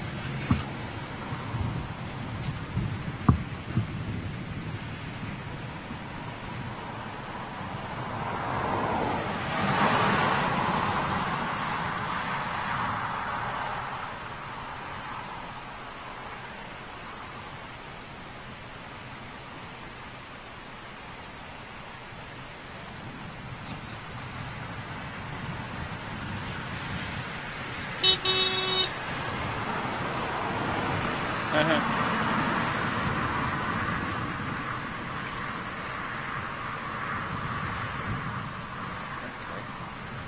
an eye on them. Maybe they're just going out to turn the engines over, keep everything warm, active.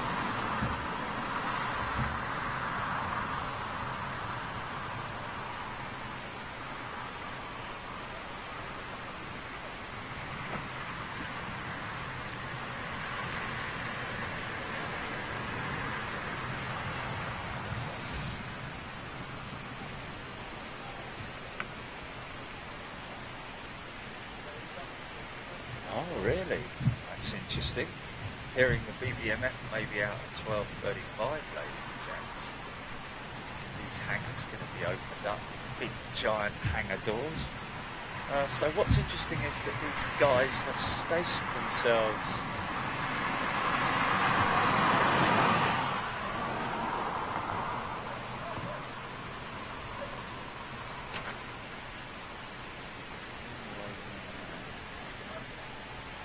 so that might just be an exercise to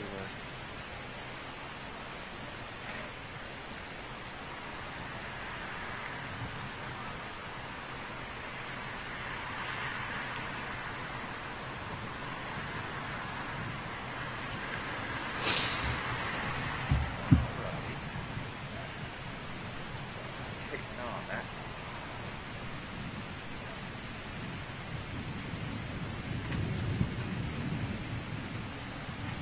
Yeah, I think the chute deployment is most definitely an emergency. Yeah,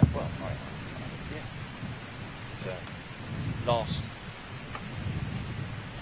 worst case scenario. Well, not last course of action. They said in terms of deployment.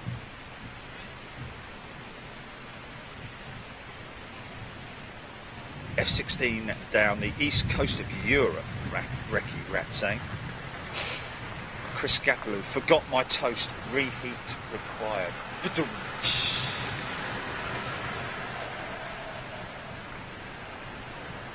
ZK434 looked to be returning, only just gone out. Ian Cummings saying. So that's 434 on the tail fin. Would that be right? The tail mark 434?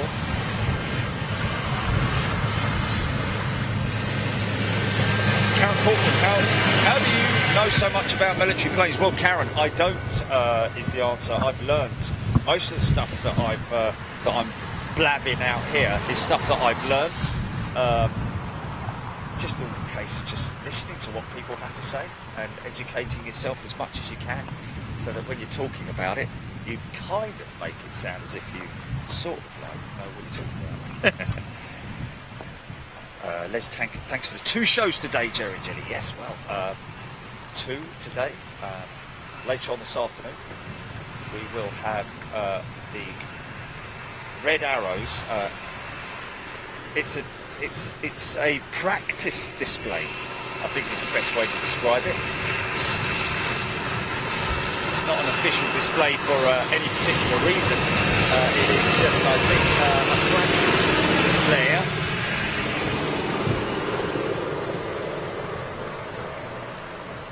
Russ White would love to see Jerry in the second seat filming. Oh, I'd love to be there in the second seat filming, but unfortunately, due to the speeds, we wouldn't be able to give you any... is that some kind of an incident vehicle going out there? Incidents and accidents. It's not the squadron leader going camping, is it? It's not on a camp holiday. That's definitely some kind of an incident vehicle. I have to keep an eye on that. Hoping to see. I'm good, thanks, mate. Thank you, sir. That's 2 people offered me coffees. Thank you, guys. Gaz behind me, here with his boy, and a good contingent. Don't forget, folks, if you do come here, the fella with the runway set. Look at that. Now that's a business purely run for. Right, sir.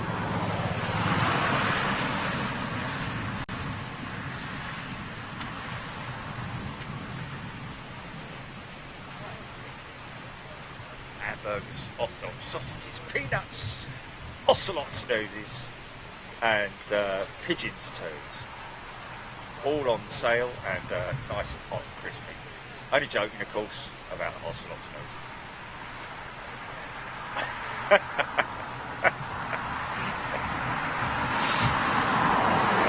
Good afternoon, good morning, good evening. Oh, God, these guys know their stuff, don't they? UK Specialist Watches says that's a Pingsgauer 6x6 ambulance. Okay, that's interesting. That's a Pingsgauer 6x6 ambulance. So, and he's gone to park up, I think, down with those folks there. So, would that definitely be some kind of an incident happening here at Coningsby, possibly? Yeah, because look, he's gone down there to meet up with those guys.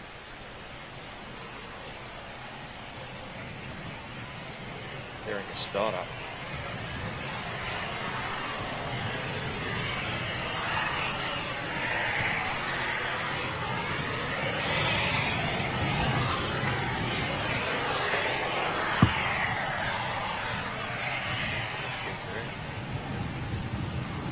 First time you really see the flaps. Look at the wing flaps, folks.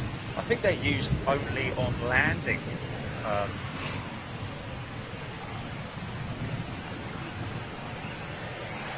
Possibly elevons as well, so that when the aircraft rotates, they slightly they use them slightly on takeoff as well. Possibly, I think they're flapperons. Common term maybe. See which one of those it is that's it's actually a big flap, isn't it? Big flat little plane. Oh, it's gorgeous.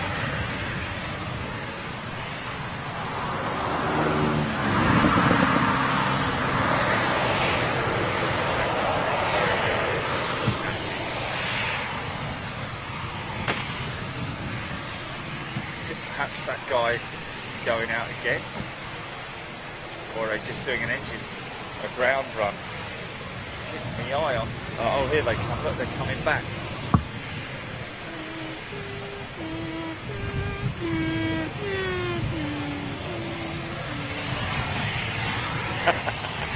Doppler effect. Got to use Doppler. 10 for that, you must be mad. Road sanitation, schooling, Dutch KC-10 just off the coast. Jerry John Hayward saying, wow, lots of tanker activity going on at the moment. ZK4344 on its way back, it looks like Daniel Morgan. Okay, so we do have another returning aircraft. Looks like these guys have been pulled out a little bit prematurely, perhaps, or just maybe it was just a little wrecking. Lisa Penderson, row 434 has done a nice figure of 8. John Elliott, good morning to you. Could be the pilot has oxygen problems, Keith Cornell saying. Yes. It's not like keeping sort of like, you know, with the canopy or anything like that. Dutch Air Force DC-10 tanker off the coast. It's 44 years old, was delivered to Martin Air in 1976. Flew for Garuda and Philippine Airlines. Ian Cummings saying, wow. And then converted to a tanker. Great. So keeping an eye out for 434. I mean, that isn't 434 there, is it? That one that came in and deployed the chute, I take it.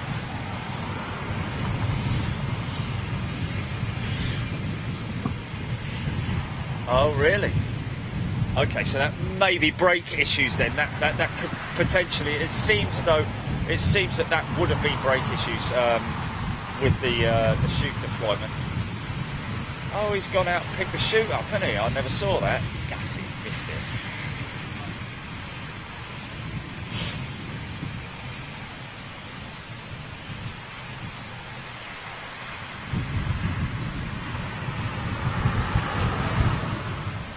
Well, Steve Russell saying, I think the Red Arrows have to pass a ministry test every year to get permission to display. I think they got this year's earlier in the week, and this may be their first display to the high brass at Cranwell. Wow. So there's wow, this is so there's a lot on it. So that's why they're doing the fly past initially, and then later on doing the actual display. So interesting. It isn't a demonstration display. Well, it is, I guess. It's to show the high brass that they have the capability to display and to do everything that's, you know, in safety, I guess.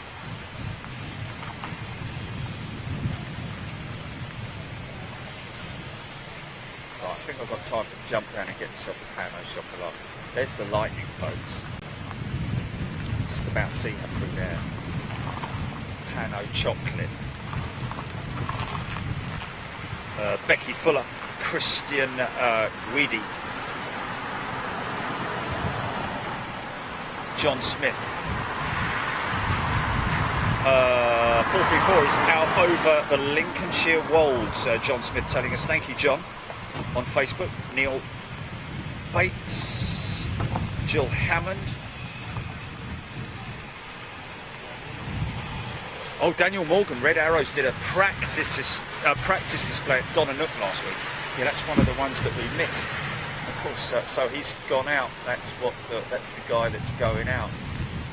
So that's the one that just came back and deployed its chute. So obviously,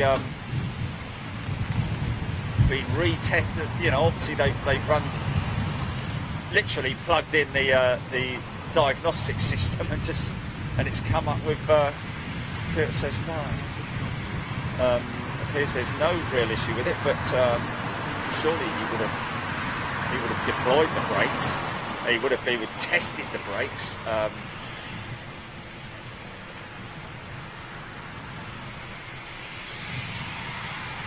Unless, of course, that isn't the one that I think it was the one actually to the right of it, but I don't think that's the one that came in. So maybe that pilot literally jumped out of the faulty aircraft and jumped into the one that's operational. Who knows? TCC, yeah. Well, I'll be honest with you, mate. What height is this cloud at the moment? About 1,000 feet. So it's going to be probably a low display, I would imagine. Obviously, everything is weather dependent in terms of air shows. A Pirate 14 Arrow heading your way. Pirate 14 Arrow. Okay. As in 14 Squadron?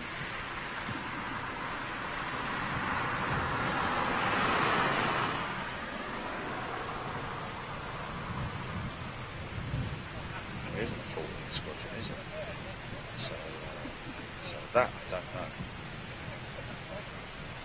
know. Stephen Billings, yes, the jet truck at Santapon.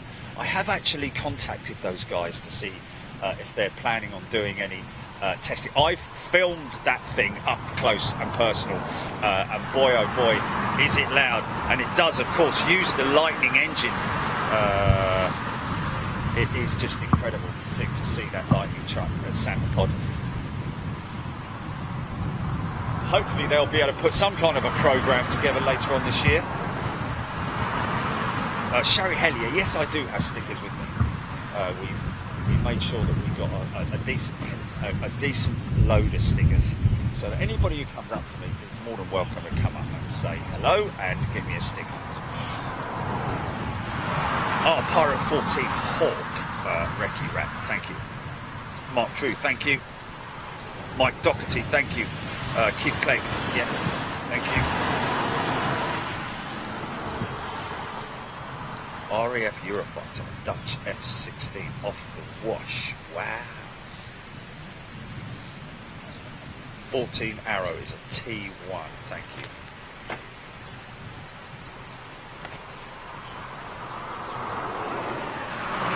Mark Wallace, so much activity. Well, Mark, yes, it is. I mean, I'll be honest with you, when we've been down here before, it's the same amount of activity as before, so there's nothing new for us. But perhaps what they're referring to is the amount of activity with other operational squadrons, the Dutch, for example, and so on and so forth. Morning, Jerry. Tuning in from Norfolk. Graham Bessie. Good morning to you. Peregrine Bush. Hawk from 100 Squadron. Thank you very much indeed. John Smith confirming that. Thank you. Angeline Zajaikas, loving the F-16. I tell you what, yes. Very fortunate to get that F-16 display at Farnborough. Couple of years ago, absolutely smashing it when he took off, literally just 50 feet and then just swung it right, and what an absolute barnstorm. A single engine, the F-16, of course, twin engine on the Eurofighter. Okay, here we go.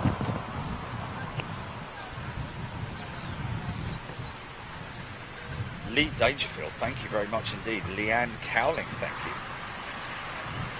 434, apparently still burning fuel.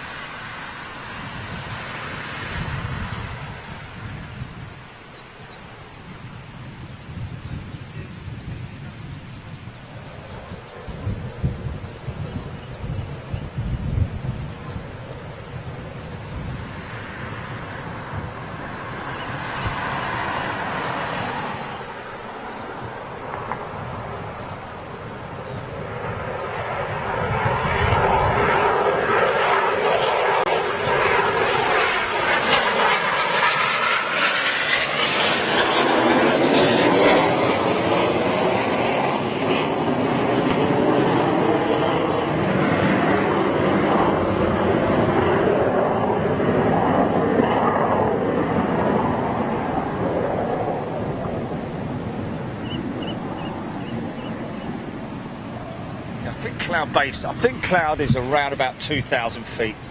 I might be wrong in saying that, but I think it's around about 2,000 feet.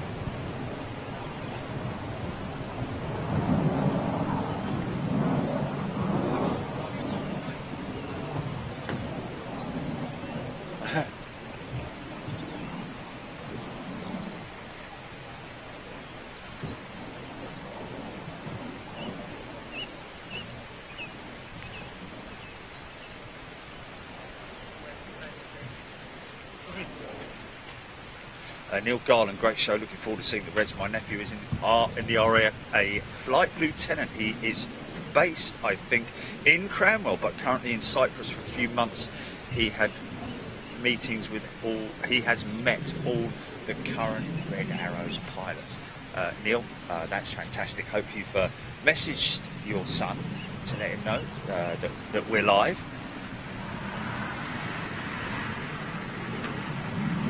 XX346 Hawk heading at 1,000, what I should say. We've got an inbound. Is this the Hawk? Is this a Hawk inbound? Okay.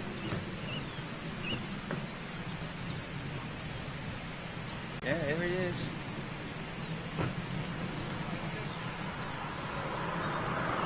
No. No, this is a returning. It's a Eurofighter. Is it? Oh, is it? Oh, yeah, look.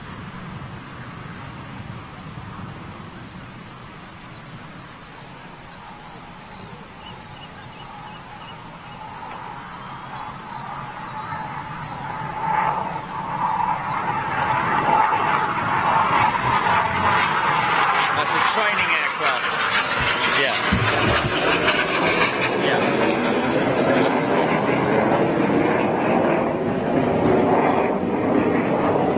Same aircraft as the Red Arrow, but not a Red Arrow. Hawk with the it'll have the RAF markings, I think, as well, isn't it? That's pretty cool. Little, yeah, they're black. Yeah, they look black. Yeah, yeah.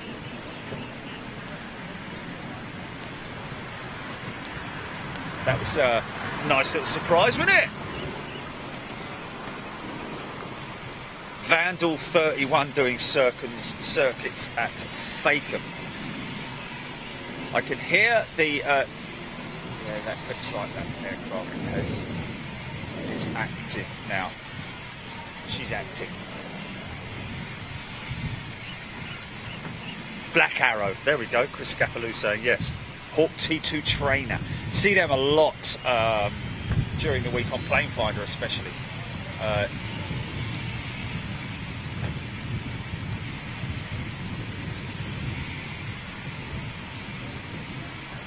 Keith Clegg, is that Hawk out of Linton? What, Linton on News? Linton on News? You know, the place still existed.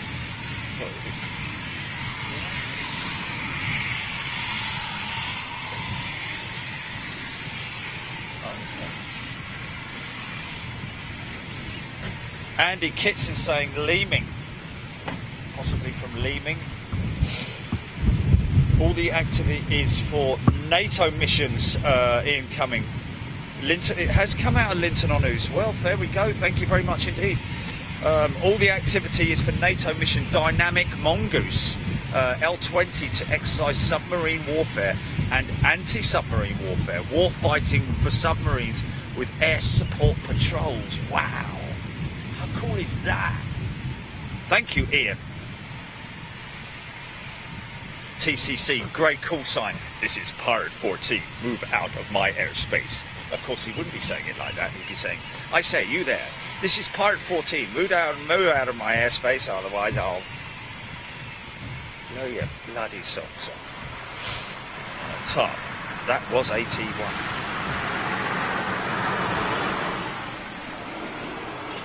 Oh, UK specialist watches. I was speaking to a Hawk pilot trainer, and apparently some Hawk cockpits replicate a Typhoon cockpit with controls. Okay, that's interesting. So for pilot affiliation and for conversion, possibly even utilising those controls. Chris Fleet act as enemy for air-to-air combat. Oh, okay, so the T1 will potentially act also as an enemy aircraft. Wow.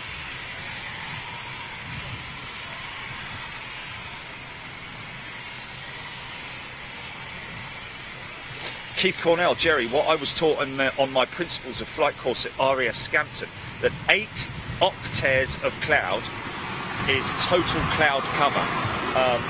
Well, I don't know what that... well, actually, I'll tell you what, we have definitely a twin layer of cloud here now. That upper layer there is way up, probably 7, 8, maybe even 10,000 feet. So if it stays that way, we'll get a full display from the reds.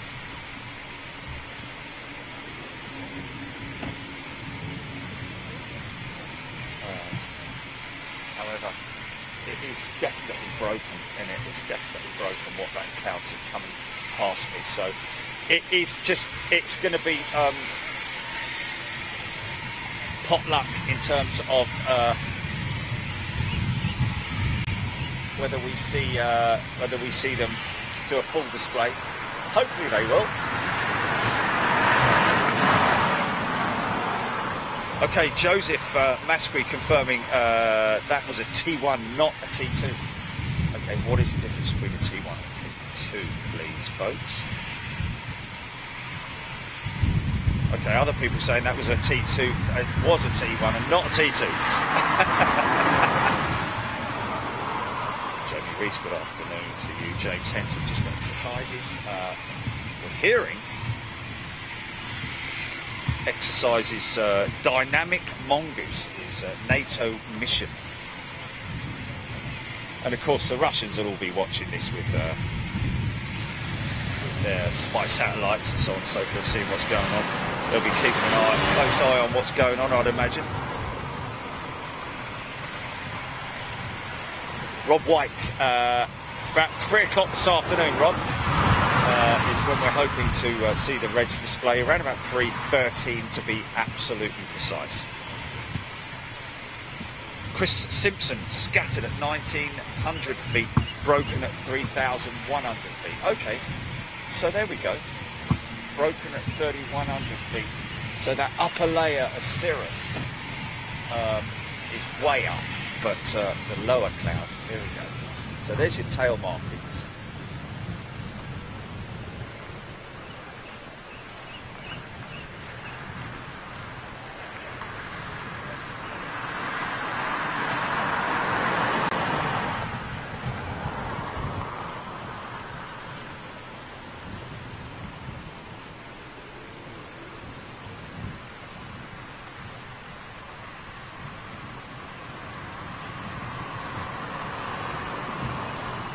.41 Squadron, I think. That is a 41 Squadron aircraft. One of the leaders, I believe. T2 has a longer nose. That was definitely a T1. T2 have modern glass cockpits with associated sensors. T1, as the Reds use, is old skull analog. Wow. Skull analog as in analog instruments. That's amazing. So no glass cockpit. T2, by the sounds of it. Yeah, there we go. T2 have the modern glass cockpits. Yeah, and a longer nose. Okay, well, there we go. So, is a noticeably longer nose there? Chris Stuart Frodsham. Good afternoon. Welcome to Economy. Well, good morning. Still, we've only just gone Popmaster.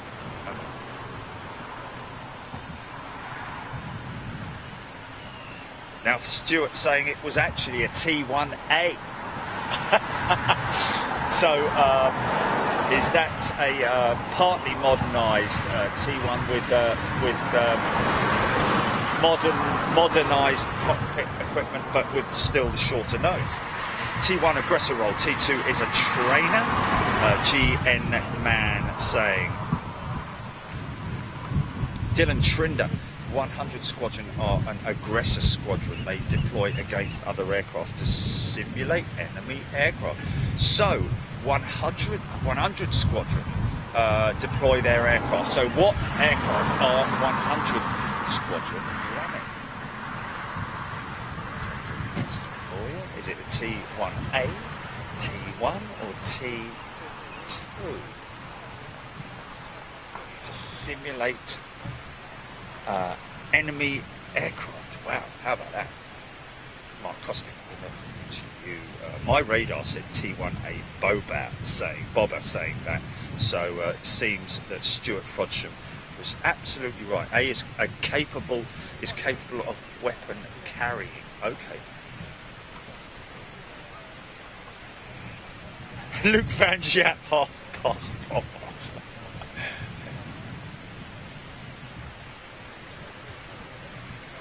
Well, I have to be honest with you. If there's one moment that I do dip out of Big Jet TV, folks, it is at 10:30 every morning for hello there, and welcome to Popmaster with Ken Bruce. There in the morning at 10:30 on BBC Radio 2.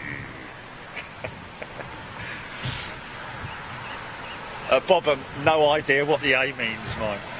Yeah, well, I mean, I guess it's just A, B, C, D, A, B, and C. You know, a Mark A variant. You know, a variant type. Architect also saying it was a T1A on radar. 100 Squadron were the only aggressors until recently. 9 B Squadron at Lossiemouth are the first UK aggressor squadron using the Typhoon. Wow. Okay, aggressor meaning the squadron that will simulate as an enemy aircraft.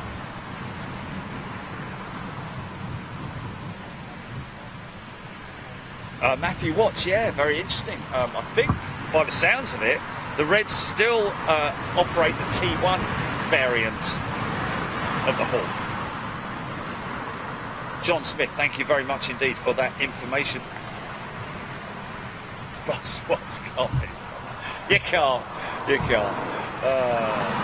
funny. I think productivity basically dips. If you looked at it in terms of a graph, you know, in terms of productivity, it's probably, there's a big dip in the UK productivity.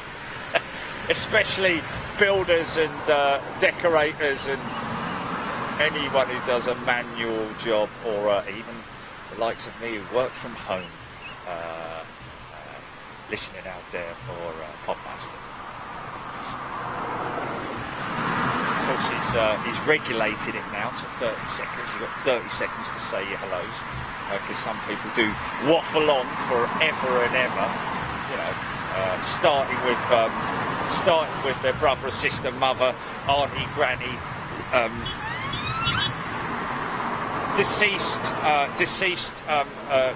people as well, cats, dogs, mice, chickens, bloke who lives next door, the bloke who lives next door to him, and his next door neighbour as well, his neighbour's cat, his cat's mate, the cat, the mouse, the cat caught. You know, okay, mate, you've said enough now.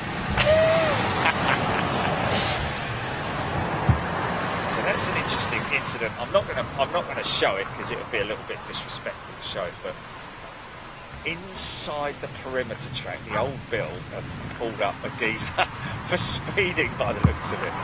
So that's quite interesting. You would have heard the siren. Okay, Tom says the Reds all use the T1A, so 41 squadron leader going out now.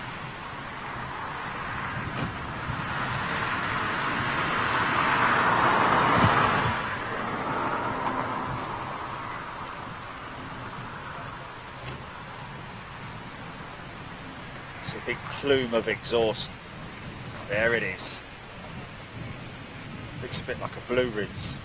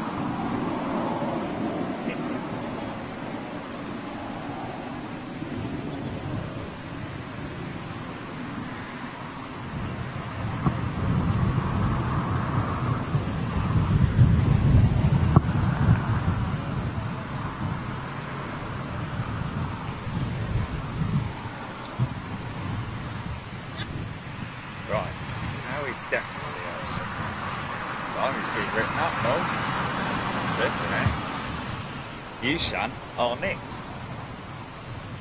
Wow, how about that? Getting nicked on a perimeter road.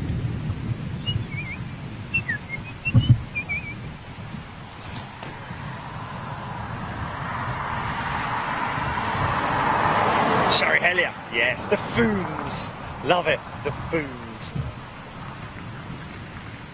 Gene N. Mansay, yes, I still remember the Red Arrows using the Gnat. The Gnat, yes, I remember that. That would have been in the 70s and 80s, wouldn't it?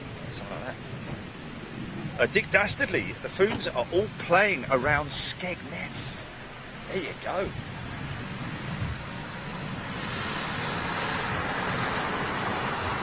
Oh wow, that Hawk is already back up at Linton on Ouse. Very famous bomber station back in the Second World War.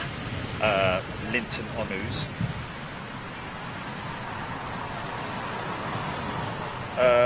David Long, thank you. Waiting for the next meta update, but that's more than 3,000 feet. Yeah, okay. Brilliant. That's great news. So that lower cloud base, 3,000 feet, I think the upper is just general cirrus, isn't it? You can see there. Got a couple of layers there, but that one, this lower base layer, 3,000 feet, you say? Fantastic. So should theoretically, what level do the arrows to the reds fly at? What is the? There he goes. I'm very sorry for himself.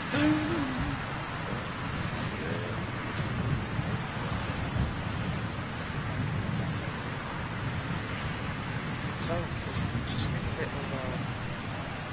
What are these guys doing over here? Oh, filming them. I'm filming him, filming them. Oh no, look, they're doing it again, look. See, you don't need a whole crew of people, especially when you've got like youngsters. Like, no, don't like that, do it like this.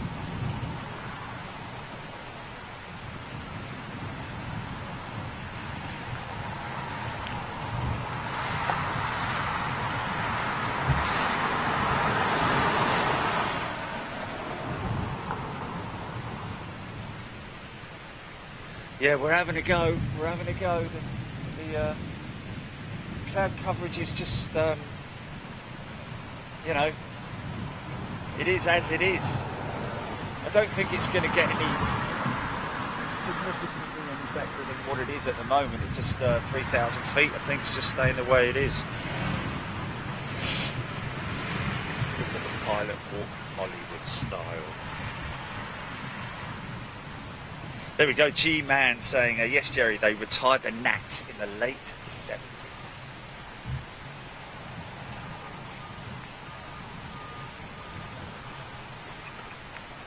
Who's directing that? It's always problematic when you get so completely one group.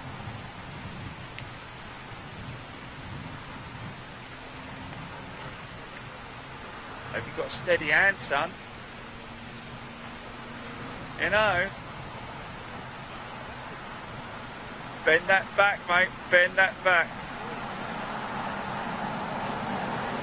Yeah, I think he's using a. I don't think he's actually using a video camera. I think he's just using a. Look, the old geezer's like, come on, hurry up, get it right, will you? I've got work to do, son.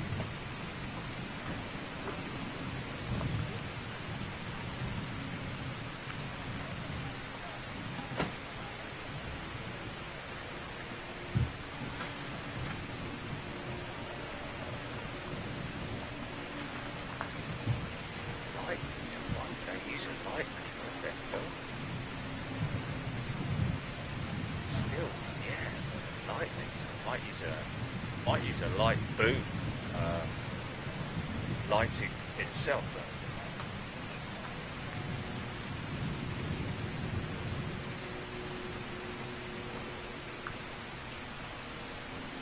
Yeah, no, I mean, I think he has got a gimbal there, yeah.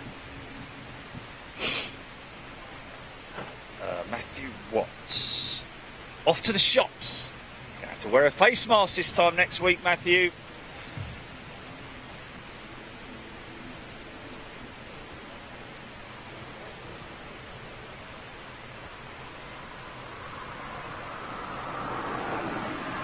Oh, Steve Russell, the red arrows have a display that can work at 1,000 feet.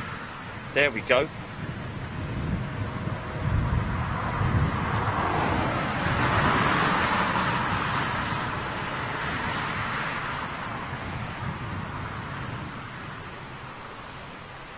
But what I don't understand, normally they have a geezer there helping him. Well, no, they don't actually. No, they don't. It should just be natural, shouldn't they?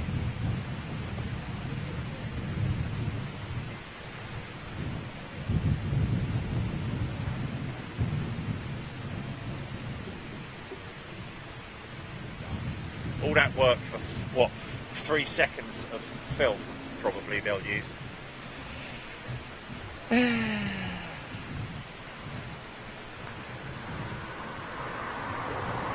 James Clark, when's the next plane quiz? Well, at the moment we're debating about the whole quiz thing, James, because we are having a get-together at the beginning or end of every month, just to sort of like a bit like a debrief, a monthly debrief with everybody. Everybody's invited, of course, to come and join me in the studio at Big Jet TV to sort of like go over the best bits of the previous month, and also your opportunity to ask and request your best bits as well.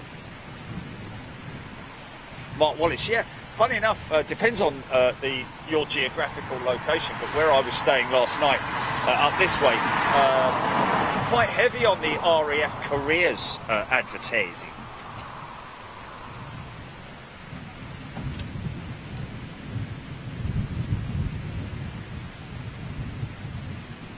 Oh, Philip Thorley, the Red Arrows have 3 display versions, flat, rolling and full. All depends on cloud-based. There we go. Of course, that would be the way, wouldn't it? So today, I'd imagine that it would possibly be rolling. However, if they get a break in the clouds like there is here, I can imagine that we might go for full. One would hope. Luke Van Japp, yes. Royal, well, there's definitely some top brass at Cranwell today, I believe.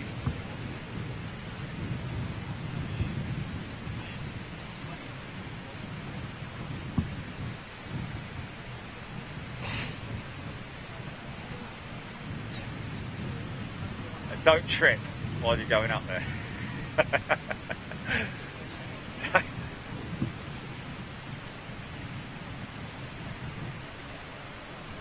Hearing something overhead, I don't know what it is. Is there a cruiser over the top of me?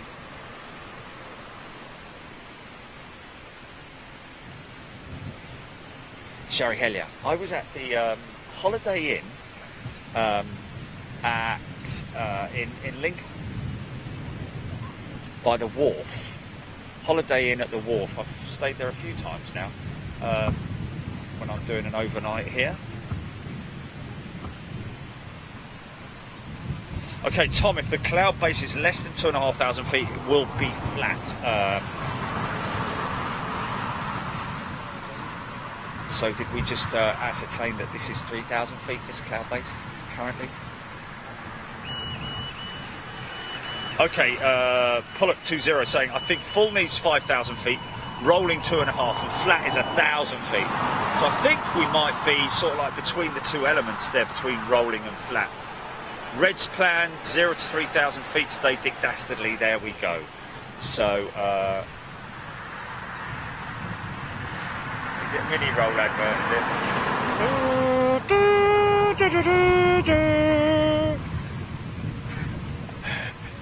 it? It's going to fly in, parachute down and leave a mini roll on her pillow. And all because the pilot loves mini rolls. They had some in co-op last night, but they were only the chocolate ones, so I sort of like swerved it. Plus it was the double pack, and I'm like, if I buy one of those double packs, you know I'm going to eat double the pack, so it's not happening. It is Red 1 Squadron leader Martin Purty Pert, who will make the call en route, Philip 40 saying, wow, Red Squadron leader Martin Purty Pert. Thank you for that, Philip. That's great information.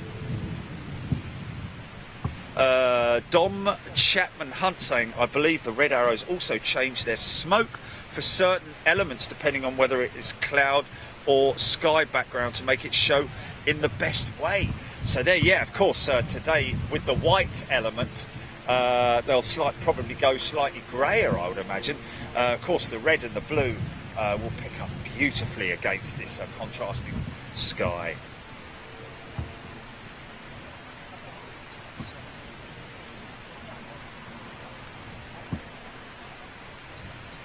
Mark Andrew Scarborough, Joe Reese. Give Shell a wave, Jerry. She is at the top end of 2.7. She will be either doing her nails or cutting the grass. Top end of 2.7. Okay.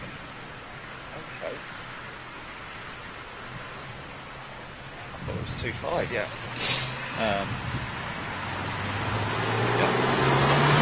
He's asking.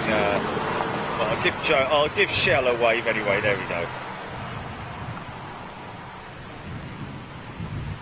Question.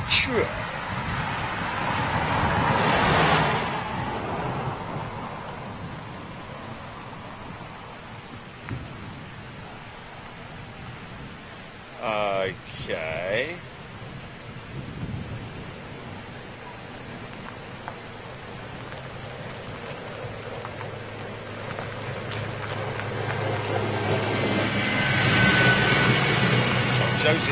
Joseph Mascry on Facebook saying US Air Force going over the top right now. We won't see it, unfortunately. I think it's at the cloud base, but cloud coverage, should I say?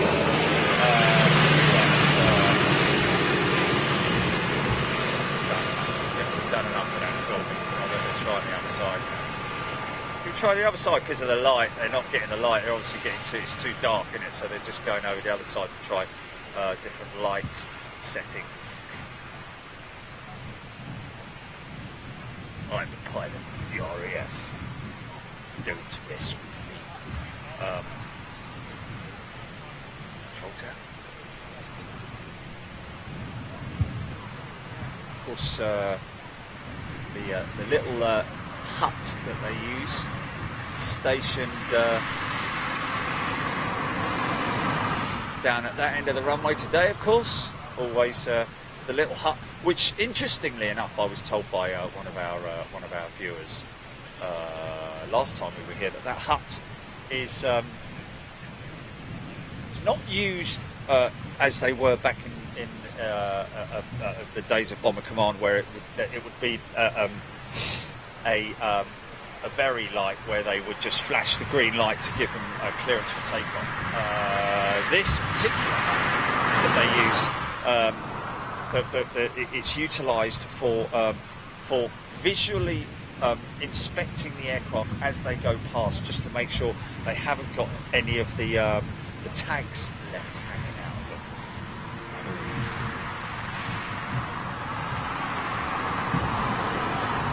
of them. Incoming, Wolf 21, heading back 9,000 feet. Right, okay.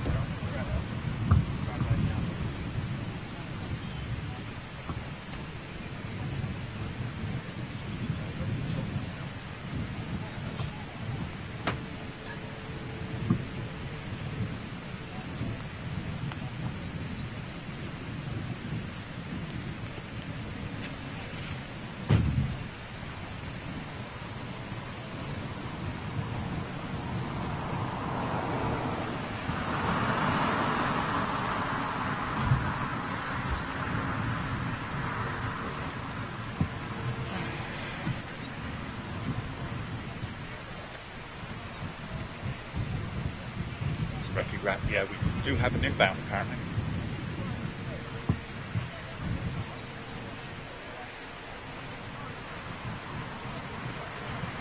Keith Clegg saying Typhoon on range at Donanook.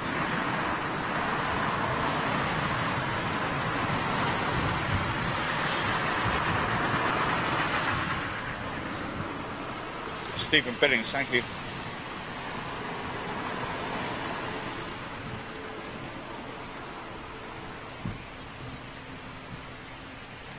Elizabeth Marie Androw tuning in from Western Supermare.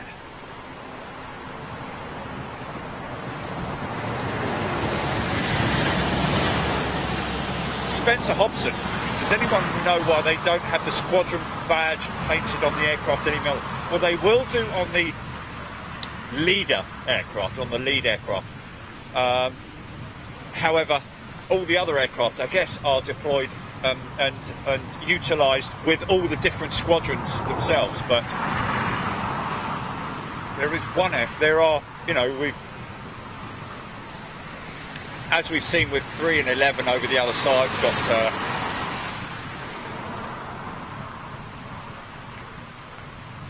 we do see the squadron emblem on the tail of single aircraft.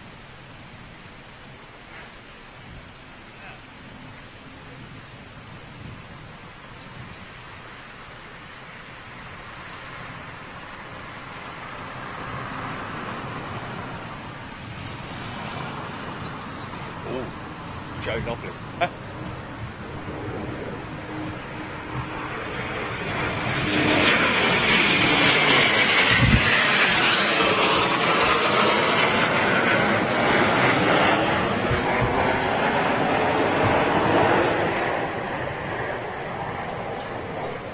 Struggling to see it.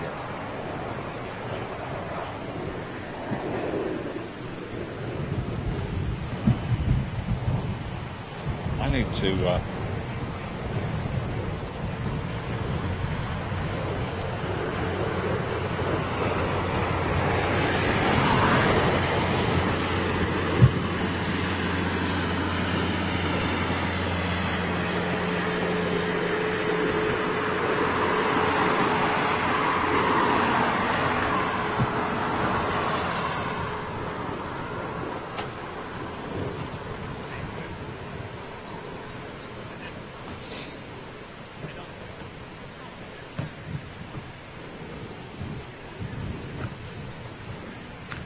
I think that was commonly known as a run and break. Pretty standard procedure. Now, question is now, what will they do?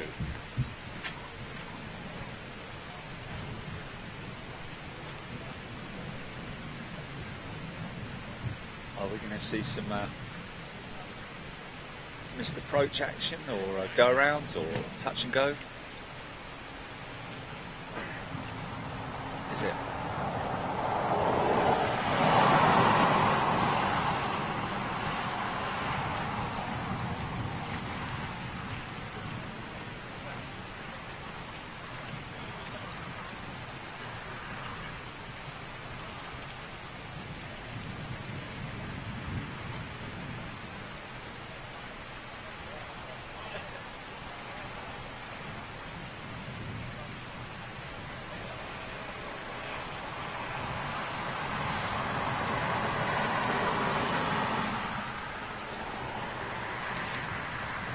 Touch and go.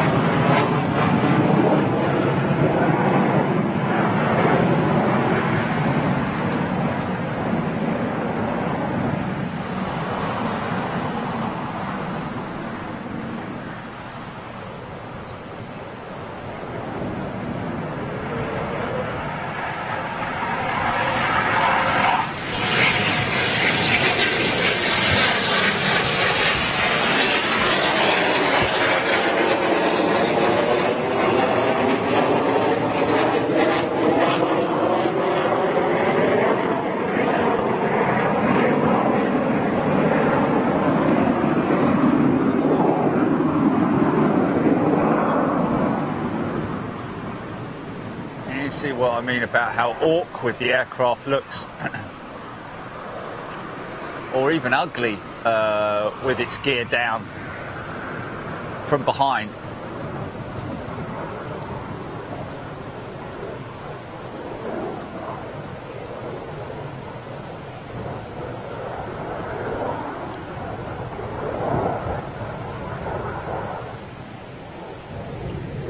So this could be a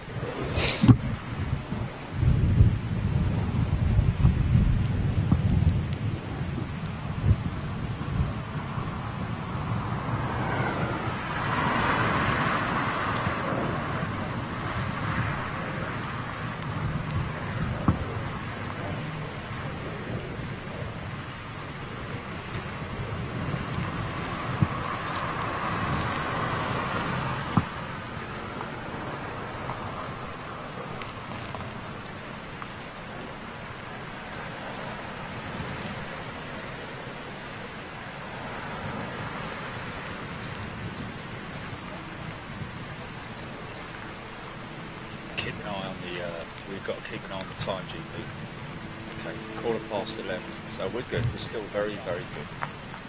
We're still fine.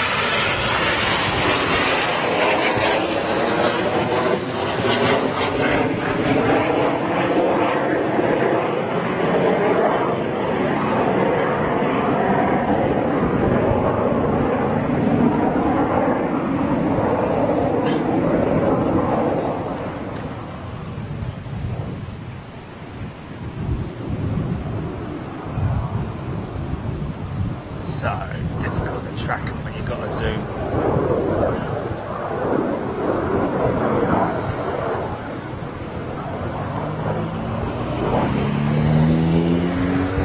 See, around about now that is where you normally see the air brake being deployed, the lift brake behind the canopy sometimes. I've seen it in the past.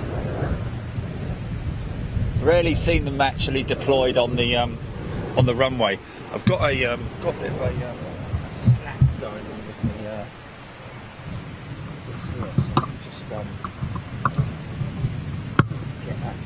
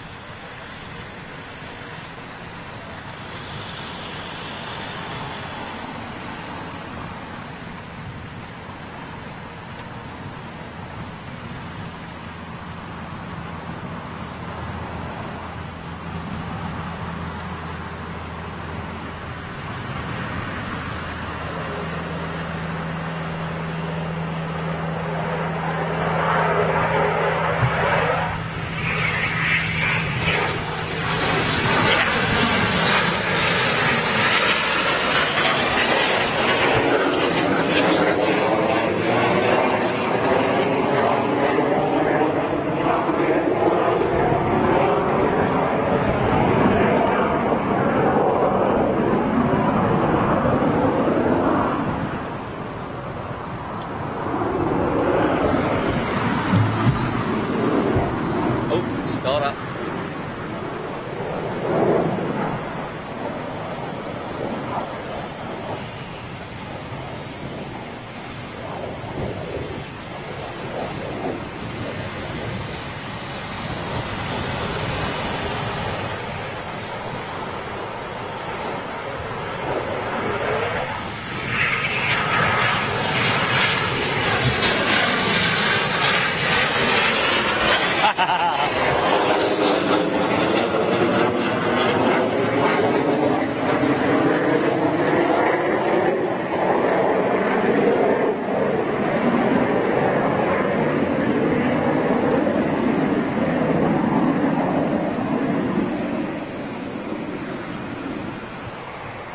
I've seen that before, that is funny. I've seen that before. Couple starting up there. Now remember folks, when these guys come back, you may well see their, in fact, you will possibly see their fueling probe deployed, and the reason why they leave it deployed is so that they can, the ground team can check over it for any damage that might have occurred during the air-to-air refueling exercise. Because obviously you're talking about two pieces of equipment coming together at high speed.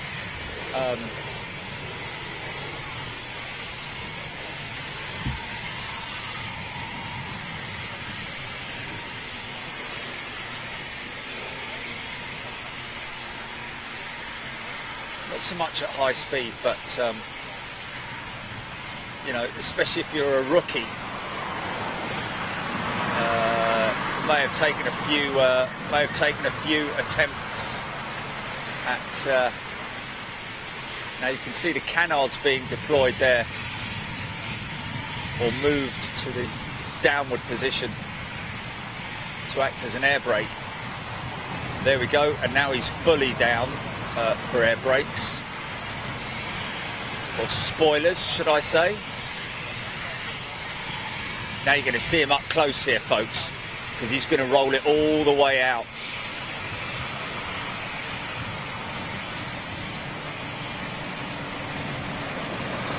Wow, look at this. Here we go, ladies and gentlemen. We might now have A wing wave. Oh, it's a wing wave. A wave from the. Oh, I can smell burgers. This guy's gonna be all the way down, full length. So big,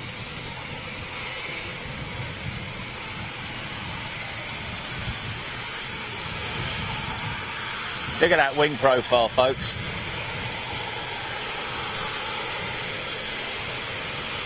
And get a good look at this aircraft. Some of these aircraft having drop tanks, well, fuel tanks, wing tanks, as opposed to belly tank.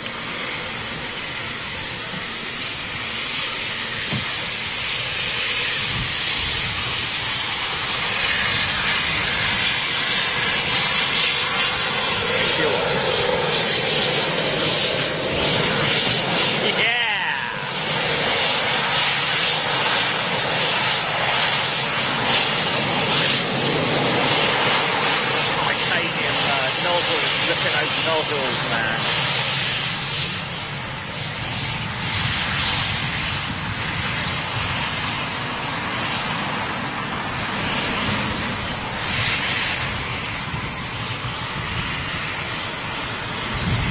So you're going to see the, I think it's 21 Squadron. Is it 21 Squadron or is it 3 Squadron with the Fox heads? The Fox head. You see that? Looks like this is a squadron leader.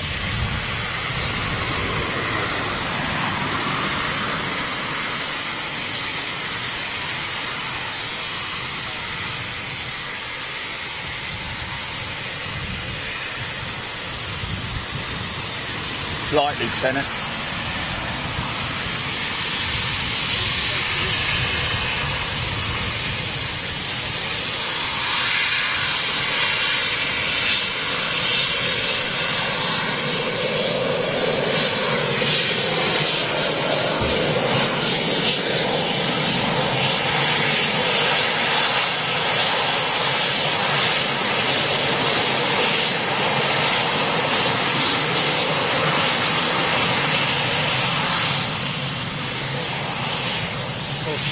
These squadrons going all the way back to the First World War, folks. Some of them, not all of them, but a number of them dating all the way back to the First World War, flying the biplanes.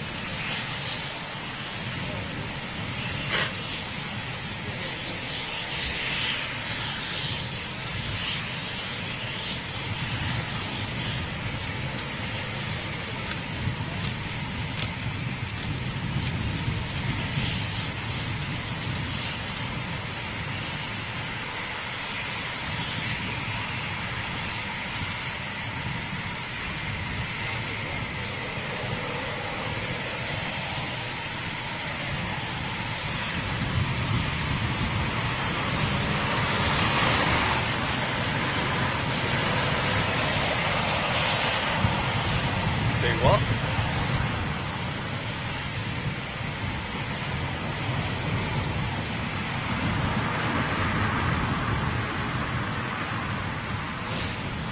Well, have a look.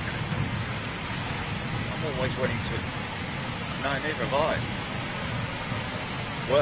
Worth investigating, though, isn't it? Here we go for a run and break. 3D.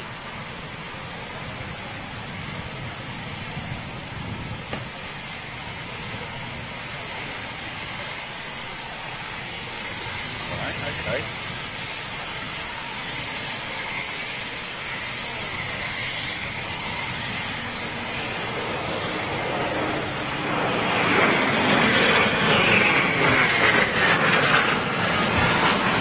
Yeah.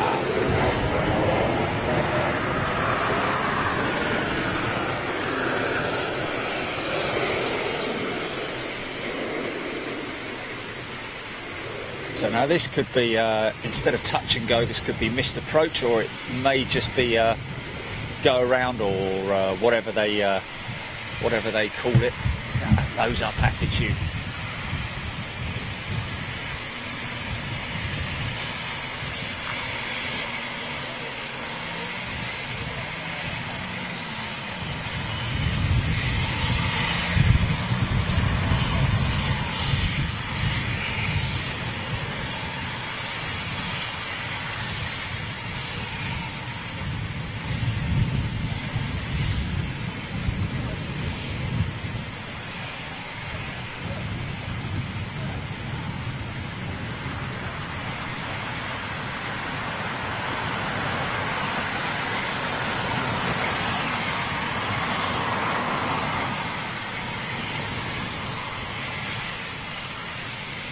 Okay, mate, open up the taps. Do what? Okay.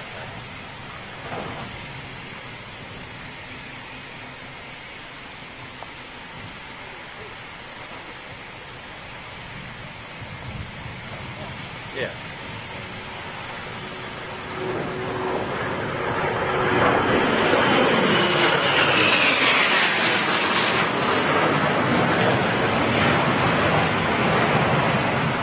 That aero brake, folks. How the canards come into effect. We'll dip the canards. There we go. To give them full aero brake effect.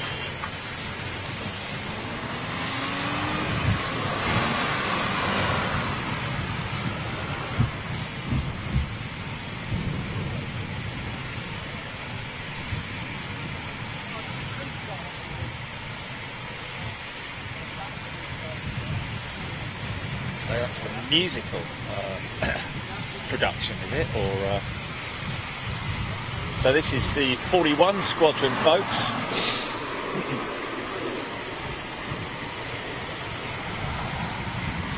Right, okay. Yeah, but isn't that the same as what I get with my stereo mic that I've got here? There's no difference, is there? Is there any difference?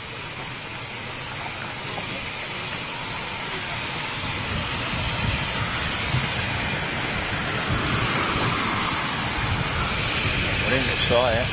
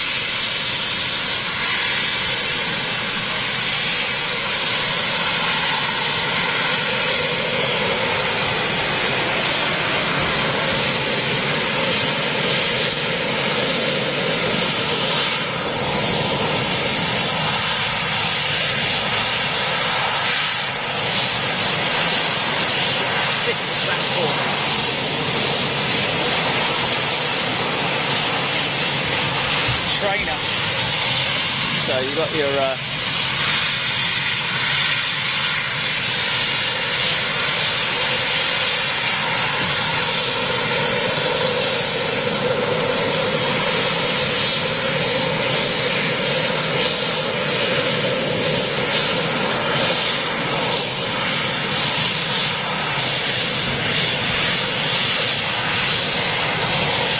another long flight for that.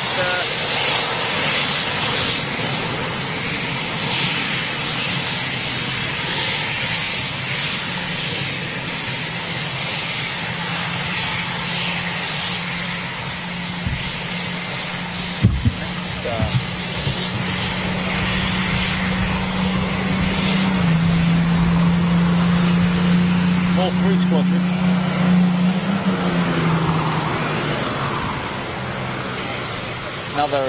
Another squadron, 3 Squadron trainer.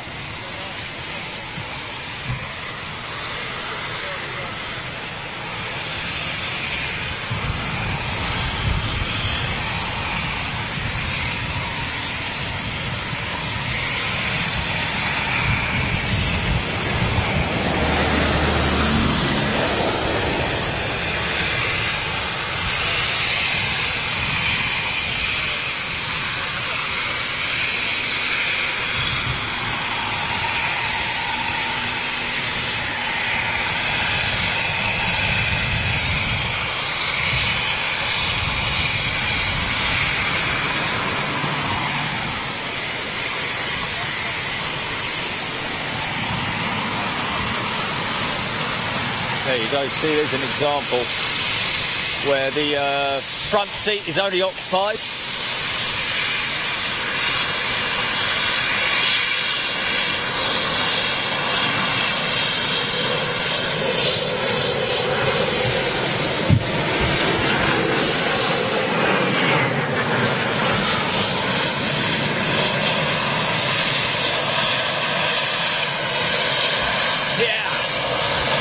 come from?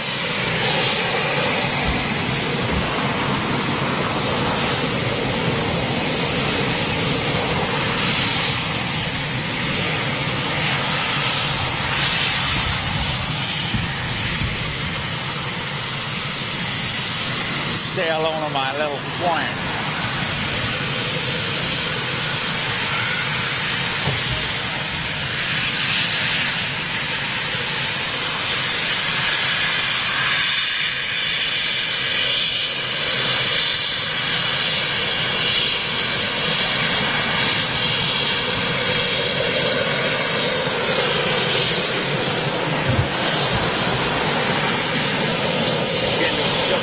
Head up display unit.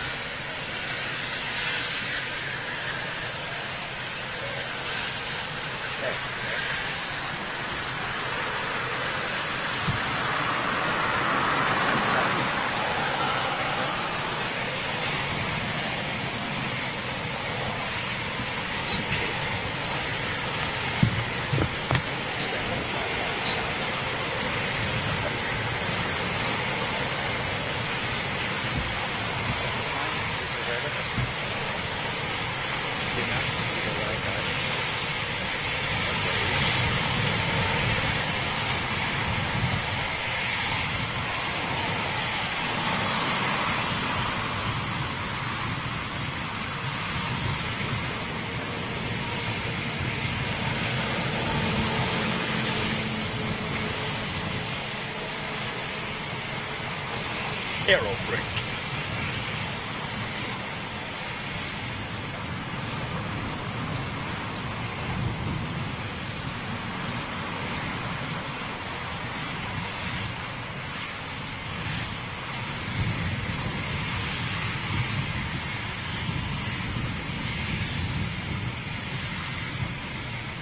I think that's an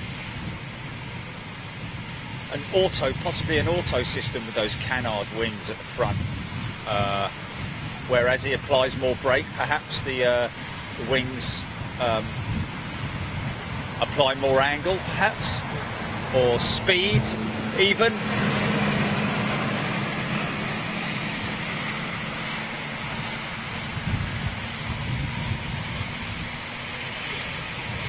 I don't think it's, you don't want to be sort of like, you know, fiddling and farting around with canard angles and all that sort of stuff when you're... Wow.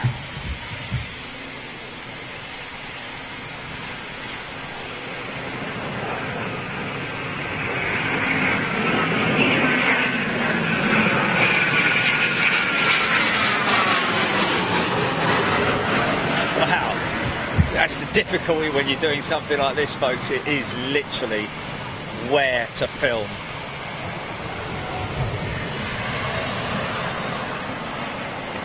When you've got a four-way brake like that. Now this could be, we might get some missed approach, high speed overflies right now. Or they may all just come in first time. Because it is, after all, nearly lunchtime, isn't it? So they've got to get back for their sandwiches.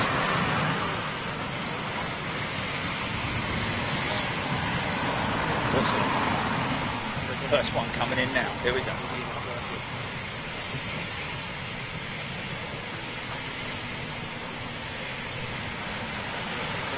Could open it up. We'll see a big plume of smoke coming out the back of it.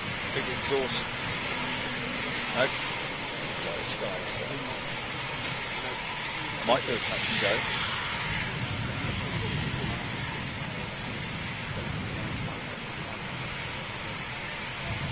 The other one's doing a fly past, so there we go.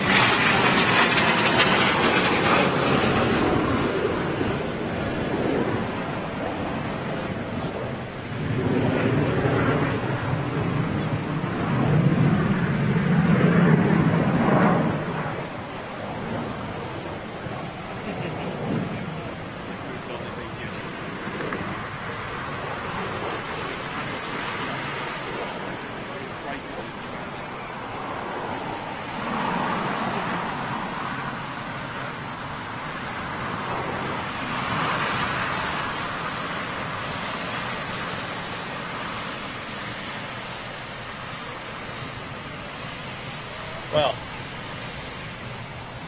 just had an idea to use that shoot deployment on the title video, I think. Yeah, I mean that one. Don't get me wrong, that one that we've got on there at the moment is really good, but obviously they're heading off to the that's 3 or 11 squadron heading off.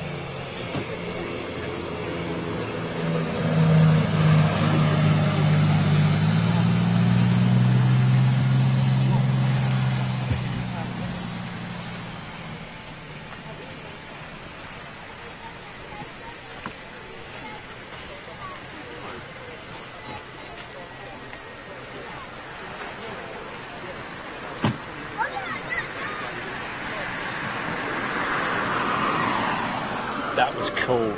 That was a cool shot.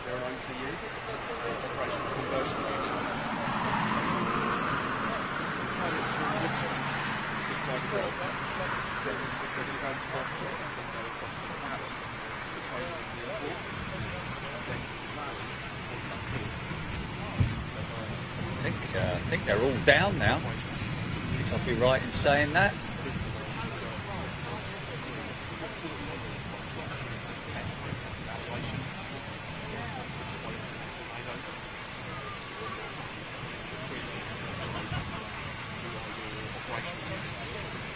Is it? Okay.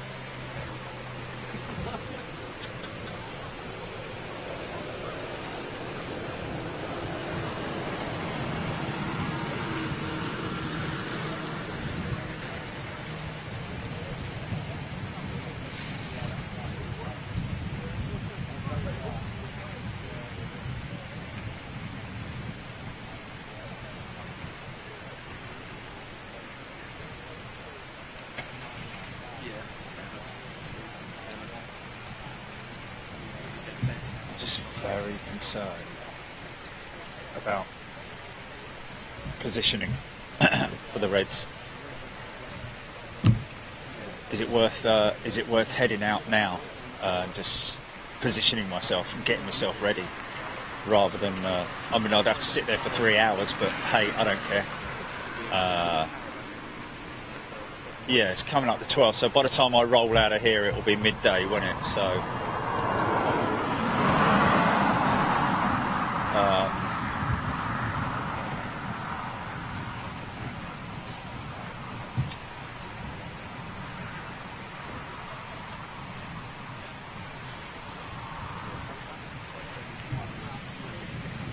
Just 3 hours is a good, decent.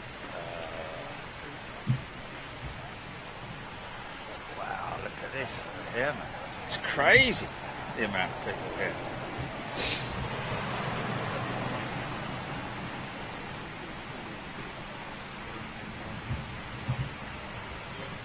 Rebel 54 returning also.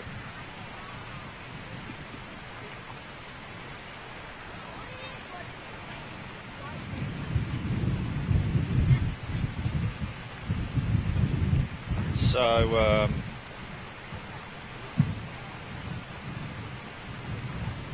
let's just have a look here. Let's just do a little check here.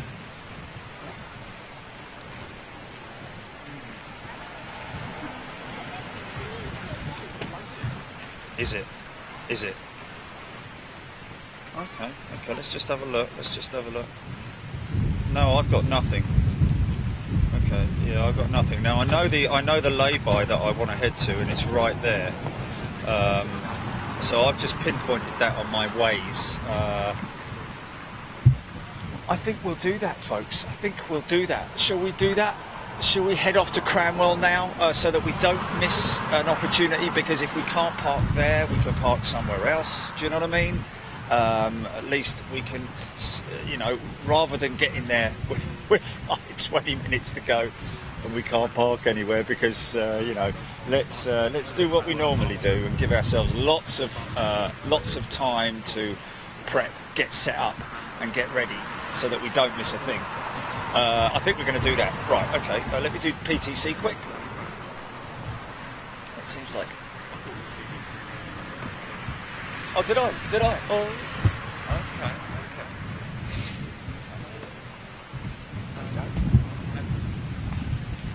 Is that better? Okay. Is that good? Is it? Oh, okay.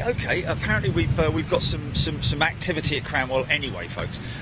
Do you know what? Someone did actually say. I think it might have been on Thunder and Lightnings, that apparently once they start in the morning at Cranwell, it just carries on and on and on. Lots of activity. Nothing major like what we've seen here today, but you know, training, aircraft, and so on and so forth. So we're going to get ourselves over there now, folks, so that we can at least find a decent position.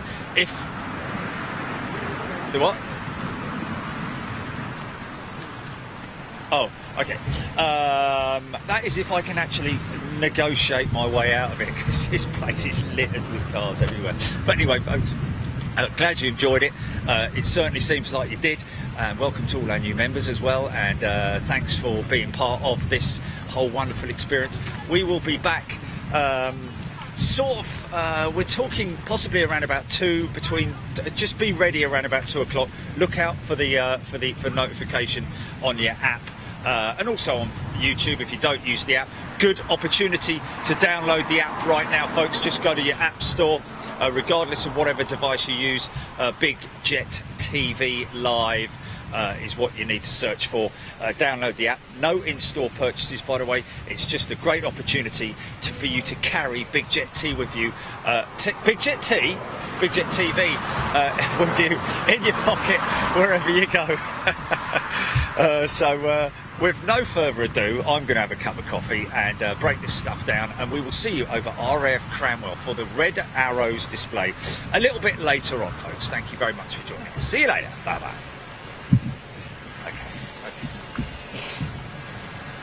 You were supposed to be at Cranwell all day, Jerry.